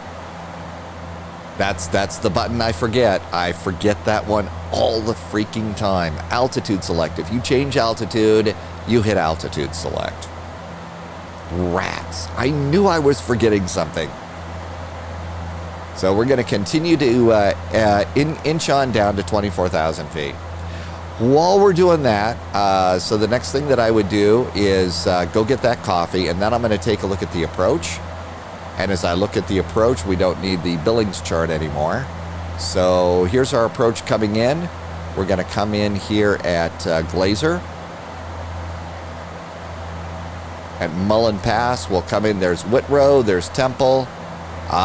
We've got some altitudes here that we got to worry about. And guess what? Those altitudes should be in the flight plan. That shows us at Helena. There's Mullen Pass, Spokane, Temple, Whitrow. Oh, look at that. Jackson, 12,000 feet, like we're supposed to be. Look at that. There's Erica, 5,000, 4,000 at Magnum. So all of our altitudes are in good shape. So we can go and we can hit the VNAV button. And let's hit target vertical speed, hit the minus sign, 1,800 feet per minute. Enter. We are 442 miles, an hour and 36 minutes from top of descent. You'll also get a top of descent marker on this as well. So now, because I remembered to hit my altitude select button, we are level at 24,000 feet. The beauty of YouTube and Twitch live streaming. Every mistake just can't hide from. So we've done it. This is a final cruise. Airplane is in good shape. We're in cruise mode. Passengers are out of their seats going to the extremely small bathroom that I suspect is in this airplane. Our pressurization is good at 7,500, so that's good. It's not going up or down, so we're not leaking outside. We're out of the clouds. We don't need to do window heat or anything like that, so I'm going to say not so bad here. I think we did good on this one. So we'll look back here. Passengers are behaving. And as we look out there, we have a nice view as we get ready to come over Helena. This is the time when I'm going to go ahead and hit hit that little button there. So there's going to be a little bit of an edit as we get about 100 miles from top of descent, or more like 50 miles from top of descent. We'll restart the video. In the meantime, sit back, relax, enjoy your flight, and I'll see you soon.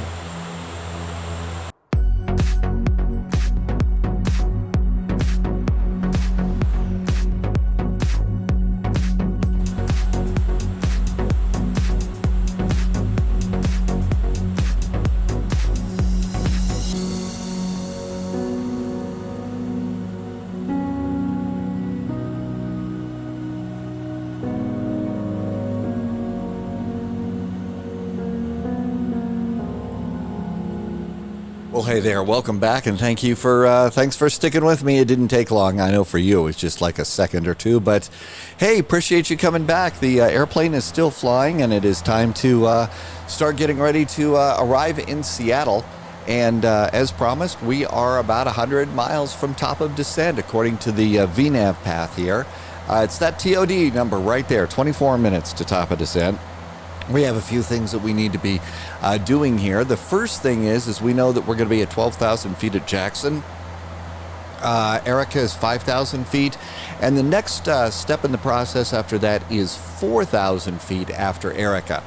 Now, again, this isn't the exact proper way to do this, but this is going to get you into Seattle, I think, the simplest way. So what I'm usually doing here for the super duper simple, easy way to do this is right here at Magnum. We're supposed to be at 4,000 feet. So let's go ahead and start getting ready for our descent. And the first step that I'm going to do is we're going to take the altitude hold, and I'm going to go from 24,000 feet all the way down to 4. Again, not the way you do it on VATSIM. This is the whole goal today is to get you up off the ground, in the air, and then back on the ground again with the least amount of fuss. So 4,000 feet is the first number that I'm going to put in there. And you saw that I'd forgotten altitude select. I'm going to just put in altitude select so it's ready to go. We don't descend yet. We're not descending, but we're good to go for the moment. So there's step number 1. Let's also do a quick check of the weather right now. The last time we looked in on the weather in Seattle, the rain was on the way. Yep, there it is. So there you can see we're just a little bit past Spokane, getting ready to come in. There's all the rain over there. Let's go ahead and hit the METAR button here. And the latest weather is winds 190 at 22, gusting to 33. Yep, front's coming through the area, 10 miles visibility. We got a few clouds, 2,000, 20,000. 2,000 feet, 4,800. It's overcast at 22,000 though. 16 degrees is the temperature, 8 degrees is the dew point. The altimeter is 2958. Usually what I'll do is I will go on this thing and I'll just highlight it, Control C. And if you've been around the spy flight, you've probably seen my flight notes. This is the text pad where I usually keep my basic flight notes. Departure, arrival, flight plan, gates, weather information, clearance information. It beats the heck out of all the paper that I was printing up. So there's the latest weather information. I think that our current winds of 190 means landing on the 16s is probably a good runway for us coming into Seattle. Over here on the old charts here, another thing we need to do is take a look at a Category 3 landing here for runway 16. And I usually just grab the first number, and that for a Category 1 landing, and that's 630. You can dive down some more rabbit holes, but if for getting yourself a MDA, minimum decision altitude, DH is decision height. That's anyway. Your MDA for this is going to be 630. So let's dial in, and so I've dialed from DH to MDA. And now we're just going to crank it up to 630 feet. Okay, it says 630 on the MDA, so we're ready to go there for our approach 2. ILS, this is not an Airbus. You actually have to tune your radios here. So back over here to the old charts page. And looking up here in the upper right-hand corner, 111.7 is our ILS for runway 16 center. So we're going to go ahead and do this. 111.7. There's decimal 7. Hit the button on the side. There is our active ILS frequency for landing. So that looks good to go too. Let's do a quick check and see. 98 miles to top of descent. We're getting good there. So everything is slowly coming together on all of this. We're going to come here, and as we've talked about before, at the end of this, I've cut off Heather, and assuming that ATC is going to give us a vectors after Woody. So after Woody, we're going to be going direct to Erica here. And if we go to Erica, and if we're doing our descent down to 4,000 feet, 4,000 at Magnum, and then that's going to take us right in. Remember, don't be mistaken for Boeing Field. There's an airport between us, between Magnum and SeaTac. Don't be fooled at Boeing Field there. Inbound course is going to be 164 degrees. We're going to set that in just a few minutes. We'll set that, actually, there's a way to set this, and I think that the way that you do that, I haven't done this before, See, right now over here, we would be setting the course heading here, but it's currently attached to the FMS, and I don't want to disconnect that. So apparently what you do is you hold the format button down, and so you can like count to 3. So 1, 2, 3, and then we'll look up here, and then let's see if I can dial the course thing here. Ah, see, yes you can. So our course heading should be 164. So it says here ILS, so course heading 164. So we're going to learn something new today. Dial in 164 degrees. There's 164 up there. Let's go ahead and hit the format button again and see what happens. Okay, now we're on a different format page. So let's go and let's hit the format again.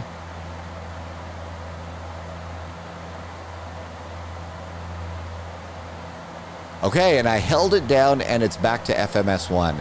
Okay, so apparently hold the format button down like this, count to 3, and then you can preset your course heading here in the ILS, hold it another 3 seconds, and then apparently it'll put you right back on your FMS1 system.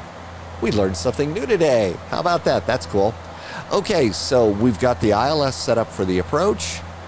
Everything is looking good here. Let's do a quick check up here and see, make sure as the passengers are still good. We're still pressurized to about 7,500 feet. Landing altitude is good. Seatbelts remain off. No smoking is on. Lights are in good shape too. How's our fuel looking? Right now our fuel is at 2435. We need 1567 in the tanks to be able to say that we're legal for landing. So we're good to go there. Beyond that, now let's go ahead and just brief ourselves on what we're going to be doing. So we already know that after Woody, we're going to go over here and do Erica, Magnum, Soto, and then we're going to come in on runway 16 center. Looking at the airport ground chart, remember 16 center is the one in the middle, but you know, get that straight in your head. After that, we're going to be basically doing our landing roll and probably going to hit either the Mike or the November high-speed taxi. Remember, we've got a runway in between us, so I'm going to hold short of 16 left here. Even though we're not on VATSIM, hold short of a crossing runway before you start blasting away. And then we'll get off here at November or Mike and taxi back this way, just briefly on Bravo to Concourse C. And there is Concourse C over there, and here are all the Q gates, the C gates and the Q gates.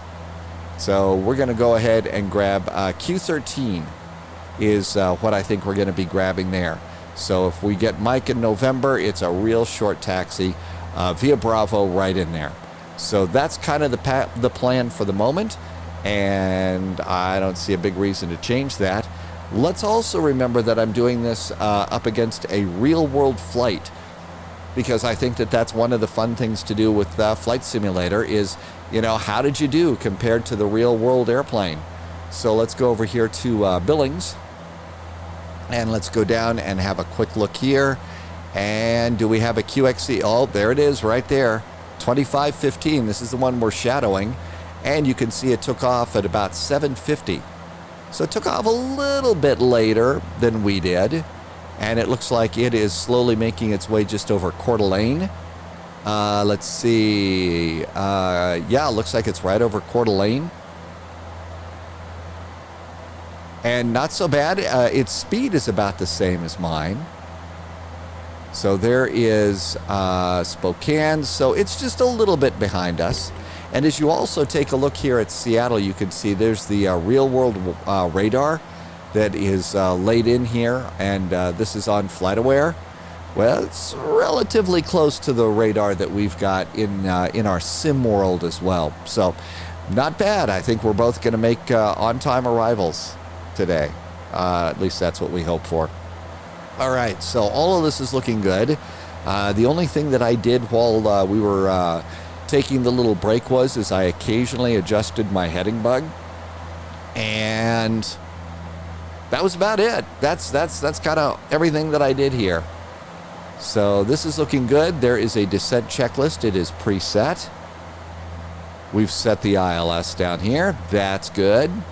We've checked our fuel. Our props are good.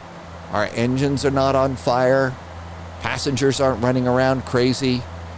Well, maybe they are. I don't know. I'm not going to look back there. You never know. So I think we're pretty much at this point all nicely set, and we're ready to go with the with our approach coming in here.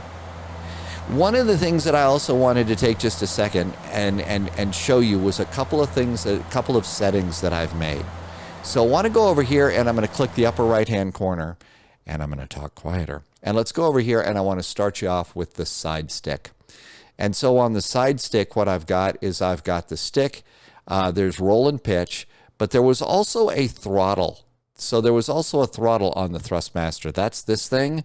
So this is my prop control, and it controls both of the propellers. It's kind of tied together. So this button right here is my prop control. 13 and 18, those two buttons are trim. I'm not doing an awful lot of trim with this airplane. 15 is my nose wheel steering button. 8 and 9, those are flaps. 7 and 12 is landing gear. So those are the things I've set over there. Over here on the throttle, so look at button 3 and 4.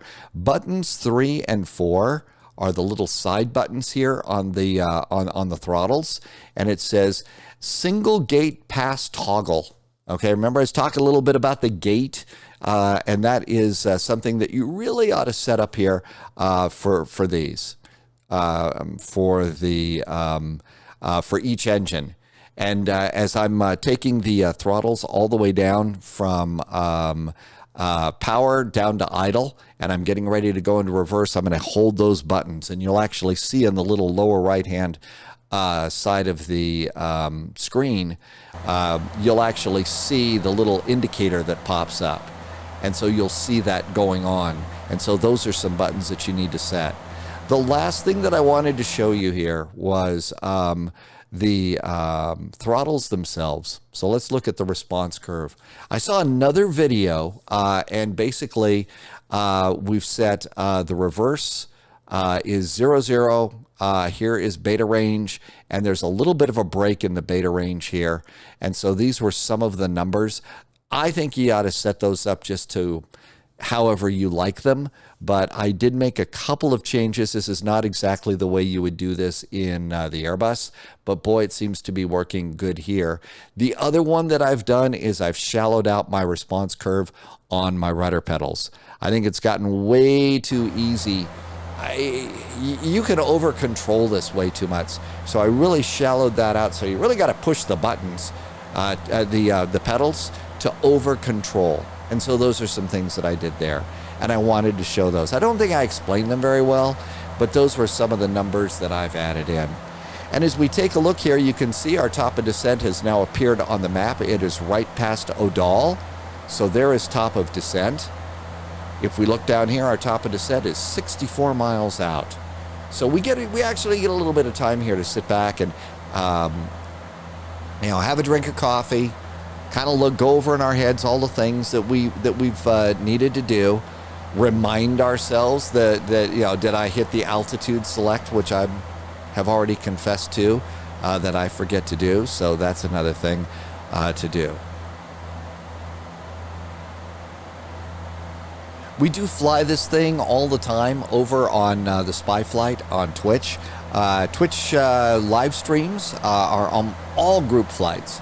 And it's Tuesday through Sunday. We start at 1900 Zulu, which is 2 o'clock Eastern time in the United States. So we've got a schedule of flights that we put up each week that are suggested by the other spy pilots that fly along. And so we're going to all different corners of the world. Generally, we're flying, the first flight that we do is Microsoft Flight Simulator, and a pretty simple flight. We don't usually put that on VATSIM. That's just chill out, flying with friends. The second flight is going to be VATSIM. I usually hop on over to X-Plane on that flight, but you can still fly in Microsoft Flight Simulator if you don't have X-Plane, because I usually use that as my complex airplane. And that's going to be this, or the A340, or the Anybuilds A310 or Beluga are some of the fun airplanes that I'm doing some flying on the second flight. So I hope sometime, if you found us over here on YouTube, you come on over to the Twitch channel and just fly along. It's friends flying together. Every procedure might not be exactly correct, but we're able to get the airplane up, get the airplane down, and I don't think that we offend the reality gods too much. So you're always welcome to come over. There'll be a link in the description for the spy flight over on Twitch. So O'Dell and Glazer are looking pretty good. Top of descent is now 54 miles. One of the things that is going to happen here is when we're about 10 miles from top of descent, we're going to get a flashing light here that says message, and that's going to be our 10-mile warning. So like in, American football, the 2-minute warning, that's going to be our 10-mile warning. So that looks good too. Looking over here on the fuel page that we've got set up, when we get overhead over Seattle, we'll have 612 miles of range. And it looks like we're going to have over 2 hours of flying time, I think, if I'm reading this correctly. As far as Seattle, our ETA in UTC, it's, again, this number on the flight management computer is not right. If we go over and click this button, remind ourselves what the offset is. We're going into the Pacific time zone, and that's going to be 8 hours. So let's click this button. And it doesn't let me put in the 8 hours now. So I can't put that in right now, but that would give us a local elapsed time and ETA, which is nice. But this number is obviously off. We can go to the performance page. On performance page that says our estimated time en route is 20 minutes and our distance to go is 122 miles. And again, this is also going to give us range and endurance. So the performance page is a really nice page to have. If you're wondering, a long time ago when I was being a private pilot, this was one of the things that I got at private pilot school. This is one of those cute little reminder things that has all sorts of, time conversions, metric conversions, your flight plan sequence, inches over here, and then I think over here, yeah, there's nautical and statute miles for your sectional charts and all sorts of frequencies and phone numbers. So this was where I was getting my conversion time, and this one just has conversion times for the U.S., but that's how it is that I'm reminding myself of time conversions, because if you really want to drive yourself crazy, go dive into time conversions, because that really will just do very, very nasty things to your mind when you try and wrap your head around those. Everything else is golden here. I think we're in good shape. No other problems there. I think we're going to have plenty of fuel. We're not leaking hydraulic fluid. We're not leaking oxygen. We're not in clouds. We don't need to be turning on the anti-ice system. We may very well need to do that going into Seattle. It does look like a Pacific system is coming ashore right now. And so that means we're going to have a dramatic temperature drop. So that means it'll be changing from wet rain. The further inland you go, it'll probably this time of year start turning into wet snowfall. As far east as Missoula, we'll probably pick up a little bit of snow. Where this airplane took off from in Billings, there'll probably be a little bit of light rain, wind, and it will be uncomfortably, chilly.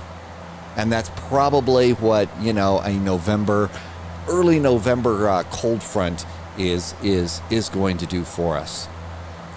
Let's see. Beyond that, that really is the only stuff that's going on here. The only things that I do have as far as open windows is this PDF file. This is the flight plan. This is the United Airlines 2018 format. You have a whole choice of different formats. An awful lot of people like the Lido style. I've been wanting to learn the Lido style, but I just haven't had the time to do it. This is where I get my flight plan, my fuel load, and so this is kind of what it is that I've been using. So that's over there. The only other thing that I guess I really have up is my charts. This is NDP charts from Aerosoft. If you're going to fly maybe once or twice a year or maybe for a month and then give it up, then I don't suggest spending that kind of money, But if you're flying as often as I do, or even half the amount of time, you're eventually going to want those, especially if you're going to be doing some regular flying on VATSIM. There is a really, really nice application here. This is called Sim Toolkit Pro. And Sim Toolkit Pro interfaces with a website that I use for flight planning called Sim Brief. Both are free. Hence the best news for you there. So both of those are free resources that I really do like to suggest this as this is sort of my gateway flight planner. I've been really enjoying this. An emerging one right now is called Volanta, and a number of flight simmers are using that. I've looked at it. I'm sure at some point I'm going to give it another try. I liked it before, but the other spy pilots said, no, let's stick with this one. So here we are coming in. There's Wenatchee. Here's Cle Elum, Ellensburg, Yakima is down there. Seattle over there too. You can see a little bit of the leading edge here. So here's some of the rain showers we saw on the real world radar starting to pop up there. The flight plan's off to the side, and this shows an estimated time en route of 18 minutes. You probably have also noticed the data at the top of your screen. This is also what generates overlay data if you are going to be a flight simming live streamer. So there you go for that. Looking good here. Looks like top of descent's getting close. We are 26 miles out. So this is going to be a real simple procedure. Once we get to top of descent, 10 miles out, we'll look for the message flashing here on the FMS. And then at that point in time, what we can do is we can go and re-verify our descent altitude. We have cleared ourselves down to 4,000 feet. So that's going to make it nice and simple. We've set in MDA and all the ILS stuff for landing. And most importantly, your pilot has remembered to hit the altitude select button, so it's not going to just keep descending no matter what. It's going to stop at 4,000 feet. So we're not going to go crashing into the ground that way. As soon as the little message light starts flashing at us, we're 10 miles. We then get to go up here and hit the VNAV button, and then sit back and watch the airplane do its descent thing. But it's not automatic, completely automatic, because remember, we don't have an auto throttle, so we're going to need to put our hands on the throttles, pull the power back, otherwise we'll start overspeeding. I generally try to keep my descent at about, right now we're indicating 240 knots. I'm going to try and keep us at about 240 knots until we get closer to the airport. Then I like to get about 210 knots. As we get closer, unless of course there's specific speed restrictions around the airport. As I'm turning to final, I want to be at about 180 knots at 5 miles from the runway. That's when I'm going to go and get my speed down to landing speed and drop my landing gear and be ready to go there. So those are just the general speeds. Some chat about this airplane. Some people that are, knowledgeable. They work with these airplanes. They've been saying that a lot of the airlines have been landing this. Instead of flaps 35, they've been landing at flaps 15. So I'm going to go ahead and set my GPWS landing flap to 15. Flaps 35 approach. This button, it says standard. If you're going into an airport like a London City Airport, like I was last night, I learned about something new there. If you are coming into London City, you're of course going to have your flaps set to 35, but you hit this button here and it changes from standard to steep. Because as you know, good old London City is a steep approach. And so that makes that changes your landing speeds just a little bit, and it makes you ready for, hey, we're going to do a steep approach here. So I thought that was really kind of a neat thing. This thing is already set up for the steep London City approach. Looking up over here, you can see that Seattle and our ILS have now appeared on the map. So we are 80 miles away from SeaTac. And looking down here, we are 11 miles from top of descent. So keep a close eye here, and let's have a quick look, and we'll see the message. It's going to be an amber, and I think it flashes at us. So yes, we have a flasher here. Sorry, my sense of humor has been known to go off the rails on occasion, but no, I don't play train sim. Okay, there's 10 miles. TOD. Oh, don't make a liar out of me. Where's the flashing thing? There it is. Whew. MSG. Thank goodness. Hit the message button. Top of descent alert. Hit your message button again. 8.6. Now as you look over here, you'll notice that the vertical deviation indicator has shown up. At this point in time, we can go up here and arm VNAV. And if we look back over here, it says altitude select and VNAV. Vertical deviation, when this thing starts going down, that's when we're going to start our descent. That's where we're going to physically pull our throttles back a little bit. And that's when we get to start doing our landing thing. And that should happen in 6.2 miles.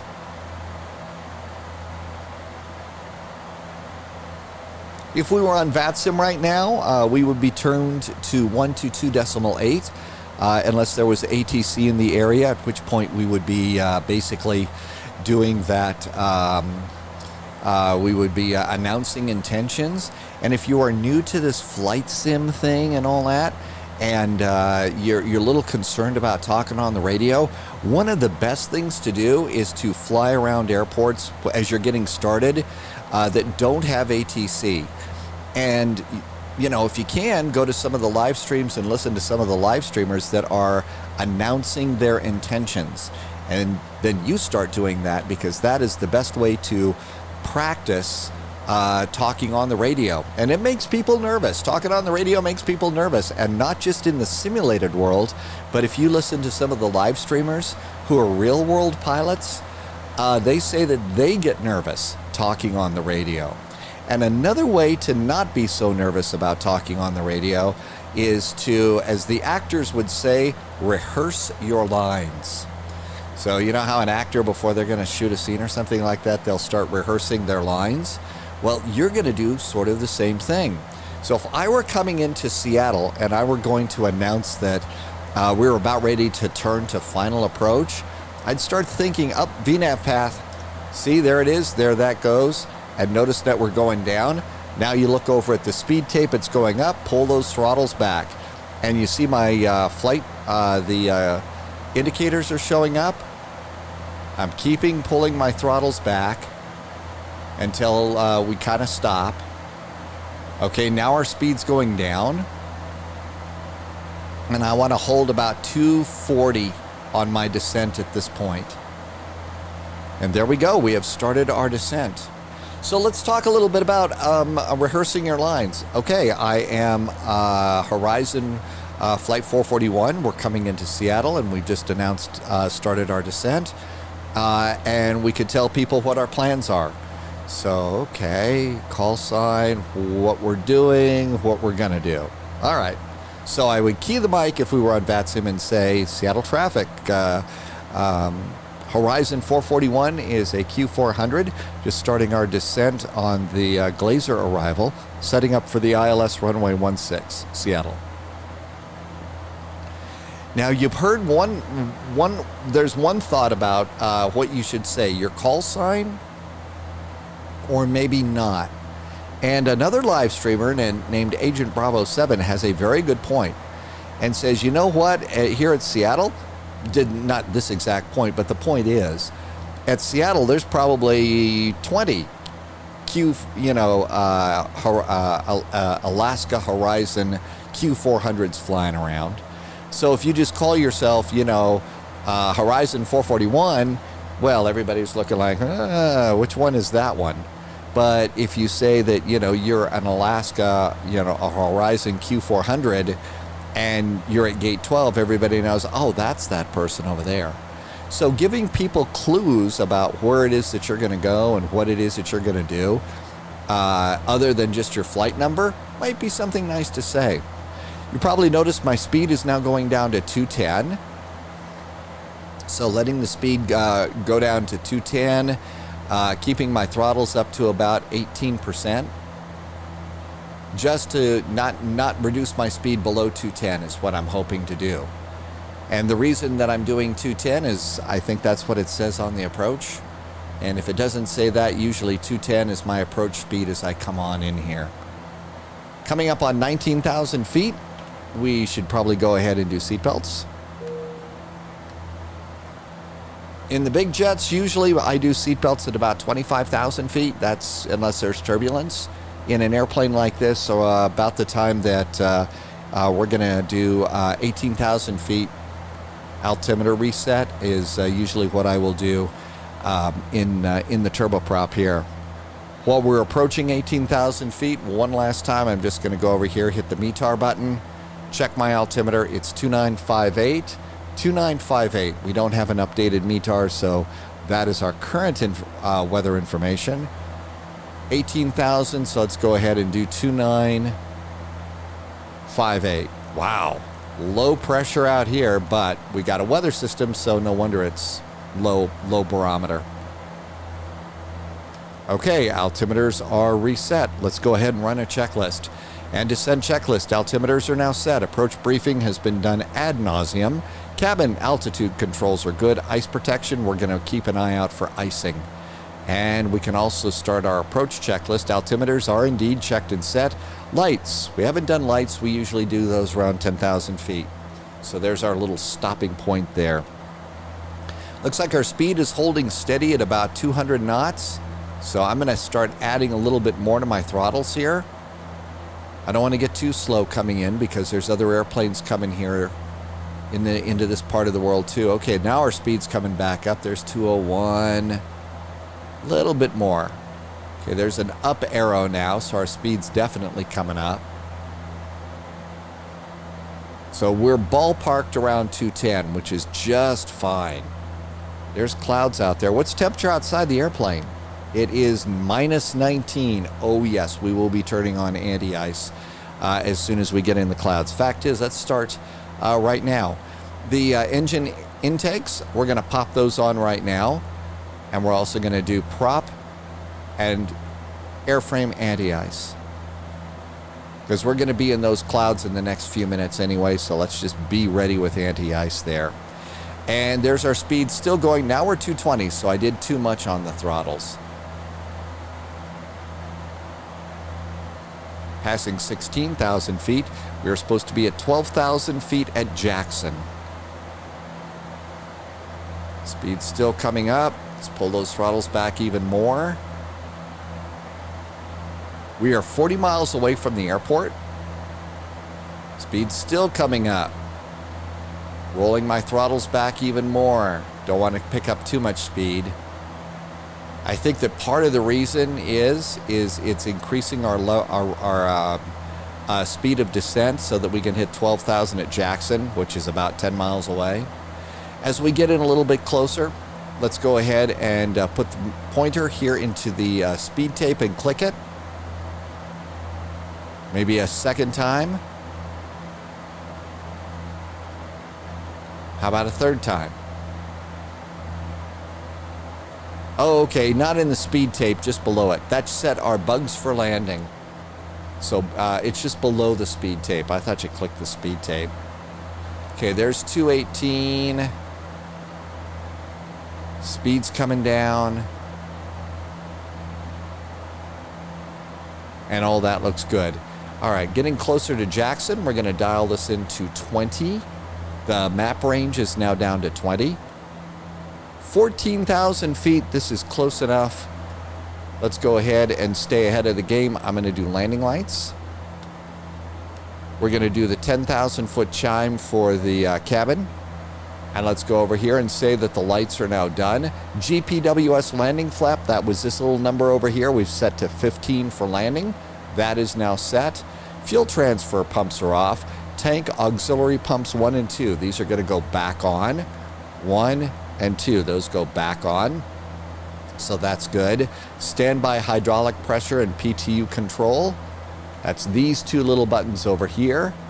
Those are now back on. So that's good. Hydraulic pressure and quantity. That would be these gauges over here. Quantities are still good. We're not out of hydraulic fluid. If not, you know, we just have to pour beer in the tanks, I guess. Passenger signs are on. Caution and warning lights are out. The cabin is secure. And that is our approach checklist is good. Let's go ahead. Landing checklist is the next one. And we are almost to Jackson. We're 1 mile away from Jackson, 600 away. Speed is now coming down below 200. I'm going to let it leak down to about 190. And let's go ahead and do flaps to 5. And now I'm going to stay below 200 and above 180. There's 194. You're constantly looking at your speed on this, kind of, you know, with all the other things. I think that it's okay to do things a little bit ahead of time in an airplane like this. So I turned on my lights, 11, 12,000 feet instead of exactly 10,000 feet. I don't think that the light police are going to be banging on my door. Oh, understand that you turned on your lights 2,000 feet too high. I'm sorry, you're going to have to come down to the office and we're going to have to ask you some questions. I really should not do that. Okay, we're still, VNAV is still good. We're right in the middle. 190, that's not bad. There is Woody. So we're good to go there. Altimeters are checked and set. Everything looks good to go up here. We're now kind of in these frosty clouds. Remember, it's a cold front coming ashore, so the temperature outside is probably -9. So that means that there would be icing on the airplane. 204 getting a little bit fast. Bring that throttle back a little bit. 190 to 180 for the turn. Also, my heading bug is off too. So let's go ahead and dial that heading bug around.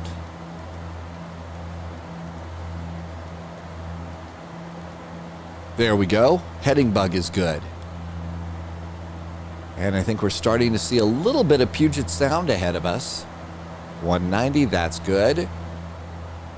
Yeah, well, either that or a Starbucks, I'm not sure. Can't come into Seattle without making some sort of a comment about Starbucks. Seatbelts, no smoking, all that's good. Lights are good, don't need the logo lights. Nothing really else to worry about up there. Landing, we get a little bit busy. So one of the things that we're going to do is we're going to kick the props all the way back up to full. So props go all the way up to full. As we're landing, we're going to start pulling the throttles back. As the throttle comes all the way back, I'm going to push those two little buttons. That's the gate, at which point it'll go to idle. I'll push them a second time, and that will put it into reverse or beta range. And we'll get a little bit of landing, a little bit of slowing once we get on the ground. No auto brakes in this airplane. So as we get a little bit slower, thanks to the props, we'll go ahead and start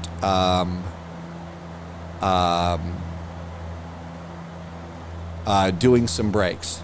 I've also turned down the sensitivities on the brakes a little bit too. I kind of felt like they were a little bit grabby on this airplane. Maybe I'm just pushing them too hard, I don't know, but I've turned down those sensitivities. Okay, we're at 180 and change. So it is gusty here, so the winds are a little gusty, so that's why it's changing. Coming up on Woody, remember we kicked the last waypoint here. So over here, we kicked this waypoint Heather. So after Woody, we are now direct to Erica. So we're directed, there is Erica, and we're supposed to be at 5,000 feet at Erica. Excuse me. We're not going to descend quite as fast, and we are 20 miles from Erica. So that looks good too. Definitely in the clouds right now. Temperature outside the airplane -5. That's the ice zone. So if you've run out of ice in your margarita glass, just open the window and hold it out, and you'll probably have some chunks of ice forming in your margarita glass.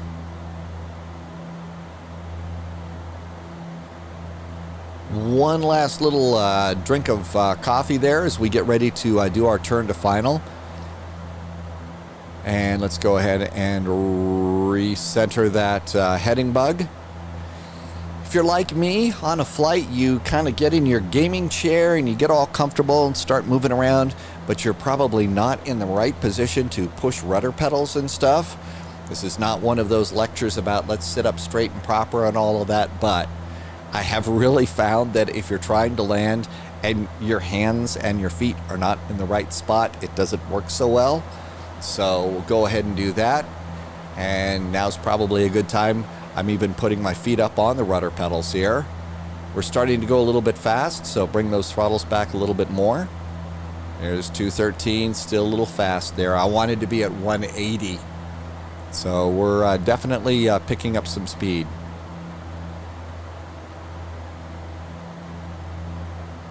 Quick check here. Our last checklist is landing, so it'll be gear flaps, condition levers go full up, bleed air goes to minimum, and then the flight attendant gets notified. That's our checklist. So the bleed air for minimum, that's that little switch right there. That's all we got to do there. Speed's still a little fast. There's 204 knots, bringing this back just a bit more.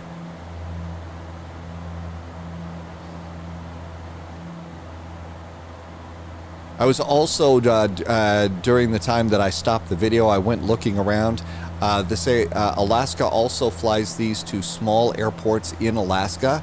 So this would be a fun, if you're going to go and do some exploring around Alaska, that would be a fun thing for you to do, is a great place to explore. And that's one of the neat things for me about flight simming.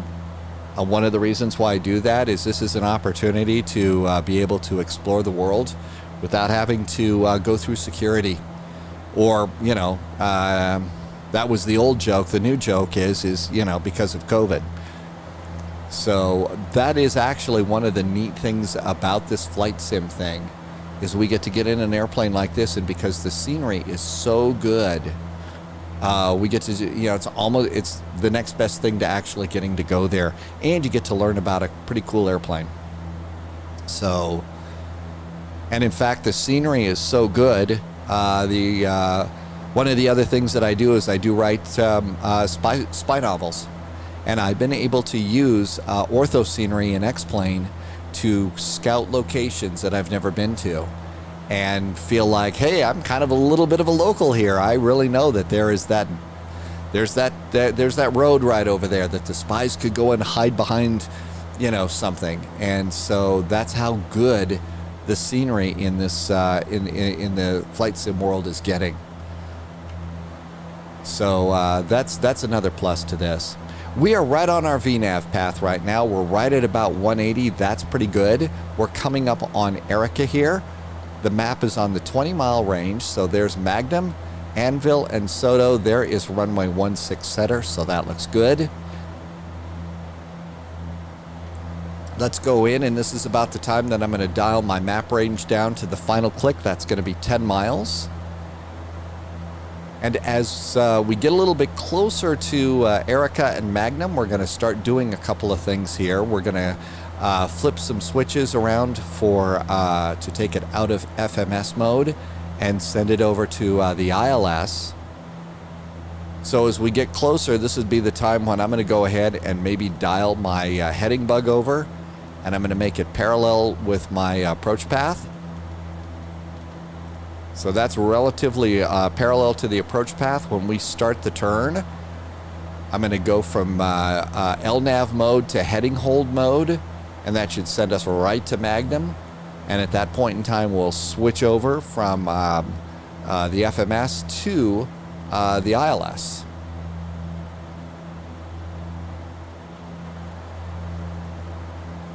Passing 5,000 feet, 183 knots. That is really pretty good. We're still in the clouds. It is 5 degrees. Is that a minus or that's a plus? 5 degrees. We still leave anti-ice on until 10 degrees. So we got to hold that until 10 degrees. 2 miles from Erica.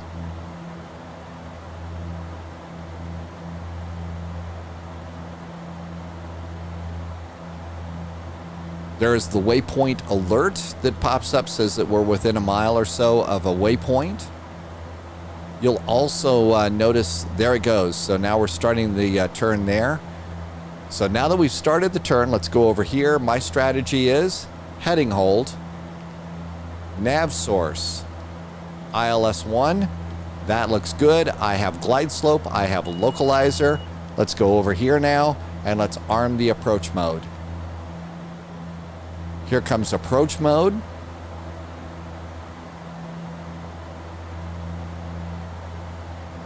And it should just dial us right on in. Picking up a little bit of speed. Let's start slowing it down. Coming down to 4,000. There's that 4,000 at Magnum. Not bad. This one feels good. There's downtown Seattle. And if you look, there is the Space Needle right over there. There's Starbucks.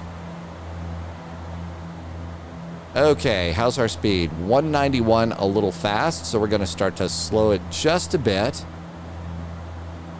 We are... There's Soto, so we're probably 12 miles from the runway, and in fact, there it is. I've got 1, 2, 3 sets of runway lights. Because the cloud layers are like this, there is a good chance that we will lose, and we won't see the runways, so the visibility will go down. So I'm going to go ahead and just let the autopilot handle it a little bit further, because that's something that happens. Speed's still 180. Looking on in here, there's Soto. So the runway hasn't even shown up on the 10-mile range yet. If we were on VATSIM, we could say something along the lines of Seattle traffic on an Alaska Horizon Q400 is 12 miles, setting up for the ILS approach. Runway 16 center, Seattle. So that's something that you could say there. And those are things to practice, even if you're not on VATSIM. I mean, you know, I doubt the I'm talking to myself police will come barging in on you if you decide to practice, even though you're not on VATSIM. And seriously, that kind of rehearsal really does make the difference. Okay, the runway is now shown up, so we're within 10 miles. I generally start throwing out my landing gear and dropping my speed down around 5 miles. And here's the exact reason why. So total whiteout. We're in another cloud, can't see the runway. If I'd gone and turned off the autopilot now, I'd be like, oh crap. So let's go ahead and let the airplane do a little bit more work for us. Nothing wrong with using that coming in, especially if you're flying a new airplane. Okay, everything looks good there. We are about 7 miles. Speed still 180, not bad. There's 180, throttles are good. 2,500. And there we are, out of the clouds again. There is Boeing Field, so there's the other runway. And it even says, don't be fooled, there's a runway, there's an airport. Coming up on 5 miles. Okay, so that looks pretty good. I'm gonna go ahead and start reducing my throttles. Throttles are going down. Throttles down, landing gear. Throttles down a little bit more. And let's go ahead and let's take the props are up to max. We're going to also turn off air conditioning to minimum. And I'm going to start advancing my throttles now to hold about 145. With our landing speed is closer to 125 here. You can see the speed tape is just really unwinding now, so I'm trying to make it go, you know, I don't want to just slam on the brakes there. And just because my speed says 125 on the tape, I always like to add a little bit to that. Keep us above the stall speed there. Okay, now, every now and then, you see we're way low.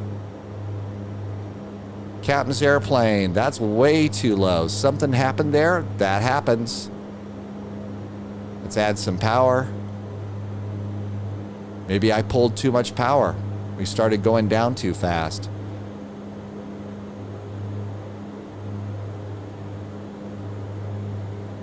So flight's a little high. So I let us get too low. One of the things about this airplane that I hear about is they say the terrain will constantly yell at you. So go ahead and just turn off the terrain alerts. And now we're doing a little bit better there, so all that looks good. Still a tad bit low, looks like we got blown off a bit. Clearly I did something wrong there, I don't know what, but we were able to recover. So even if you're locked in with an approach, keep an eye on it. Sometimes the plane's gonna do crazy things. If we were on VATSIM, I'd say Seattle traffic and Alaska Q400 is 3 mile finals, landing runway 16 center, Seattle. Nicely set up there. One of my big fatal mistakes is I always pull my power when I'm on final, about now, and I'm trying very hard to not do that. Oh, I didn't do flaps. Yeah, I didn't do my flaps the way I was supposed to. 40, 30, 20, 10. Throttles are all the way down. I hit my button once, hit it again. Speed's coming down. Manual braking. Move my throttles up, click it once, and welcome off on the high speed. A little more braking. I gotta say, the setup that I did on my rudder pedals, this is the first time I've flown with it, and the brakes in particular have been really nice. Okay, mistakes I made. I did not roll my flaps out. I spent too much time being fixated on the low altitude there. So clearly, you know, I was sinking way too fast. That was a bit of a problem. We're going to start up the old APU here. And we're kind of making sure that we hold short of the runway ahead. We can also start turning a few things off here. There is a lot to do in this airplane as we come on in. So we're counting on the fact that we would hold short here for a second. There was the landing checklist. I never really went through that. I got busy, but we did check that off, so that's good. After landing, we're going to put the control lock in. So the control lock is now in. Transponder, we're on VATSIM. We're not, but I usually don't do that until I'm parked at the gate. Radar has never been on. Flaps are up. We're going to go ahead and turn off the tanks. We're going to also turn off the hydraulic pumps too. So those two are going off. The spoiler, I already switched from flight to taxi, so that's good. We're off the main runway, so the anti-collision light goes from white to red. That's good to go over there. Lights, we're off the runway, so landing lights are going to go off. I'll leave the nose light on. So that's good. Windshield heat. Time to turn off all the heaters. So we're going to do all of the little heaters here. Pitot-static, those are going off, and the windshield heat goes off. So those are good to go. Main bus tie, we're going to pop that on and have that ready to go. Okay, I'm back. Sorry about the phone call there. Let's see, we've been here. It's been on the ground, but I think we're pretty good. Didn't do anything except talked on the phone, so let's pick everything up here. I did put on the parking brakes, so the parking brakes are gone. So tow brakes and parking brakes are off. So where are we here? Main bus tie. Did I get the main bus tie on? I did. Main bus tie is on. APU is on, and bleed air 1 and 2, those are on too. So all of that is looking pretty good. There is our shutdown.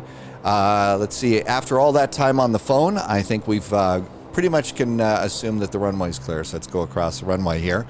Always good to have your charts here and know that we are, which taxiway we're on. And it says we are on, it looks like November there, or is that Mike? I think that's Mike. Okay, so we're going to go across Mike, and we're looking for Q13. So this is where all the little small airplanes go for Alaska. And it's actually kind of a pretty big area here, it looks like. And crossing the runway. The sounds on this airplane really are amazing. So Q13 is 1, 2, 3 from the end. crossing the runway here.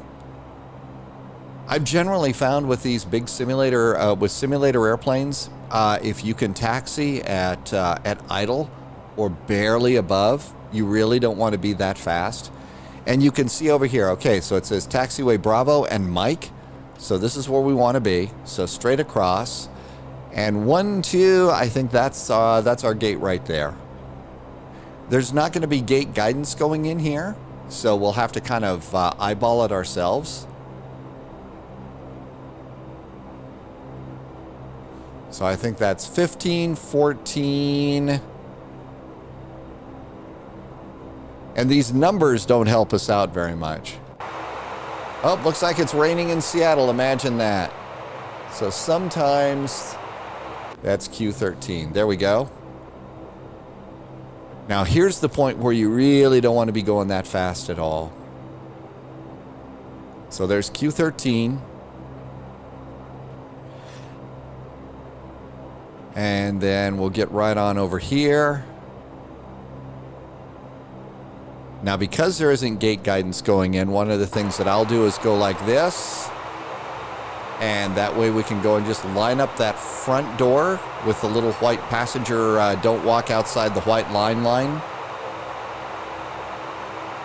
And there we are. Toe brakes. Let's do parking brakes. Those are good over there. So taxi light should have gone out. Let's do the taxi light. Taxi light goes out. Emergency brake is on. Standby, hydraulic pressure, PTU control, those should have been to normal. I did those. Power levers go to disconnect. Disc is what it says. I don't know if that's disconnect. Okay, and then the condition levers. That's that's the props.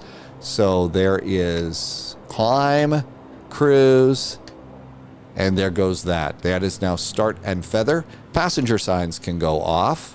So seatbelts go off. Let's also go ahead and disarm the emergency exit lights while we're over there. Nose wheel steering, that's a little switch over there. I've got that one set on a remote button. So nose wheel steering is off. We did not turn on radar. Anti-skid, we can just leave that on. Bleed air goes to minimum and off. So minimum and bleed air is off. Okay, so that's good. The APU is currently set up. Emergency lights are now off. Condition levers, it's been about 30 seconds. So with condition levers, we can go ahead, and there goes the condition levers all the way down. So that takes care of that. Lights are good. I think all of that takes care of that. Let's go over here to this main page, and we're going to connect the GPU. So we'll get some ground power popped in there. Let's see, the red light should have gone off. Red light is off. The rest of our lights are off too. So that's good. All of our lights are good. Fasten seat belts. Oops, we ought to go ahead and make sure the generator is on. Don't want to lose that. And I think we've got an external power card, so we can pop that in as well. As soon as we do the external power card, if you notice that it starts to open up the doors, and then you can hit start unloading. And it takes about 15, 20 minutes at the most to unload your airplane.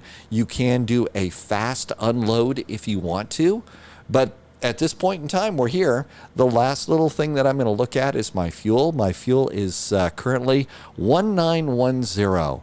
Our fuel should have been 1567. So even with the phone call that I had, we still did not invade the remaining fuel. So I guess our fuel also includes phone calls. So that's pretty nice too. As we take a look at this, passengers are deplaning. You'll see the passengers slowly getting off.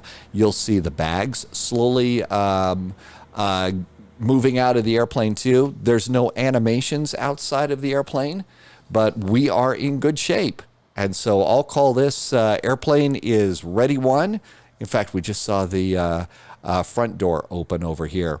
And so if you decide you want to, this is a nice payware airport. So passengers, let's see, this is how we would do this. Passengers will just go through the airplane. This payware airport is really nice. So this would be the door that you go into, so into the terminal. And so we have a ramp. And so you can kind of go up the ramp, and this is apparently what it's like at this airport. And then if you decide to, you can go in here, and holy moly, look at all of this.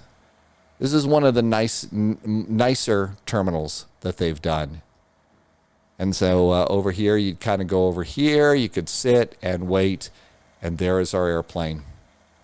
I think it's really kind of a cool one there. So anyway, there you go. That is my cold and dark on the Q400. I really got to tell you, this has been a fun airplane. I think that FlyJSim, whenever they put out an airplane, they do really, really good stuff, and they're not paying me to say that. So this is a really fun airplane to learn, and I definitely suggest, if you're looking for a challenging airplane to add to your hangar, this is one for sure. There's lots of really great liveries.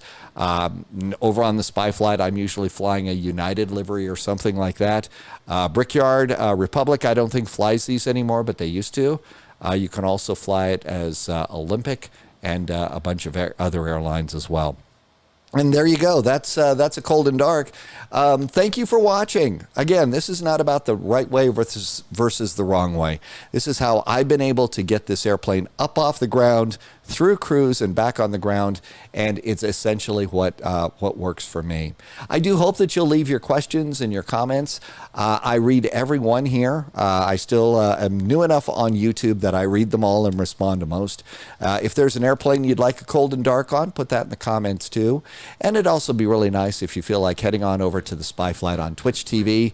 We fly Tuesday through Sunday at 1900 Zulu, and you're always welcome. And you heard me mention doing spy stories. I'll put a link to those over in the description too. In the meantime, as always, thank you for watching. Stay healthy, stay safe, and we'll see you in the friendly skies in the simulator world. Cheers.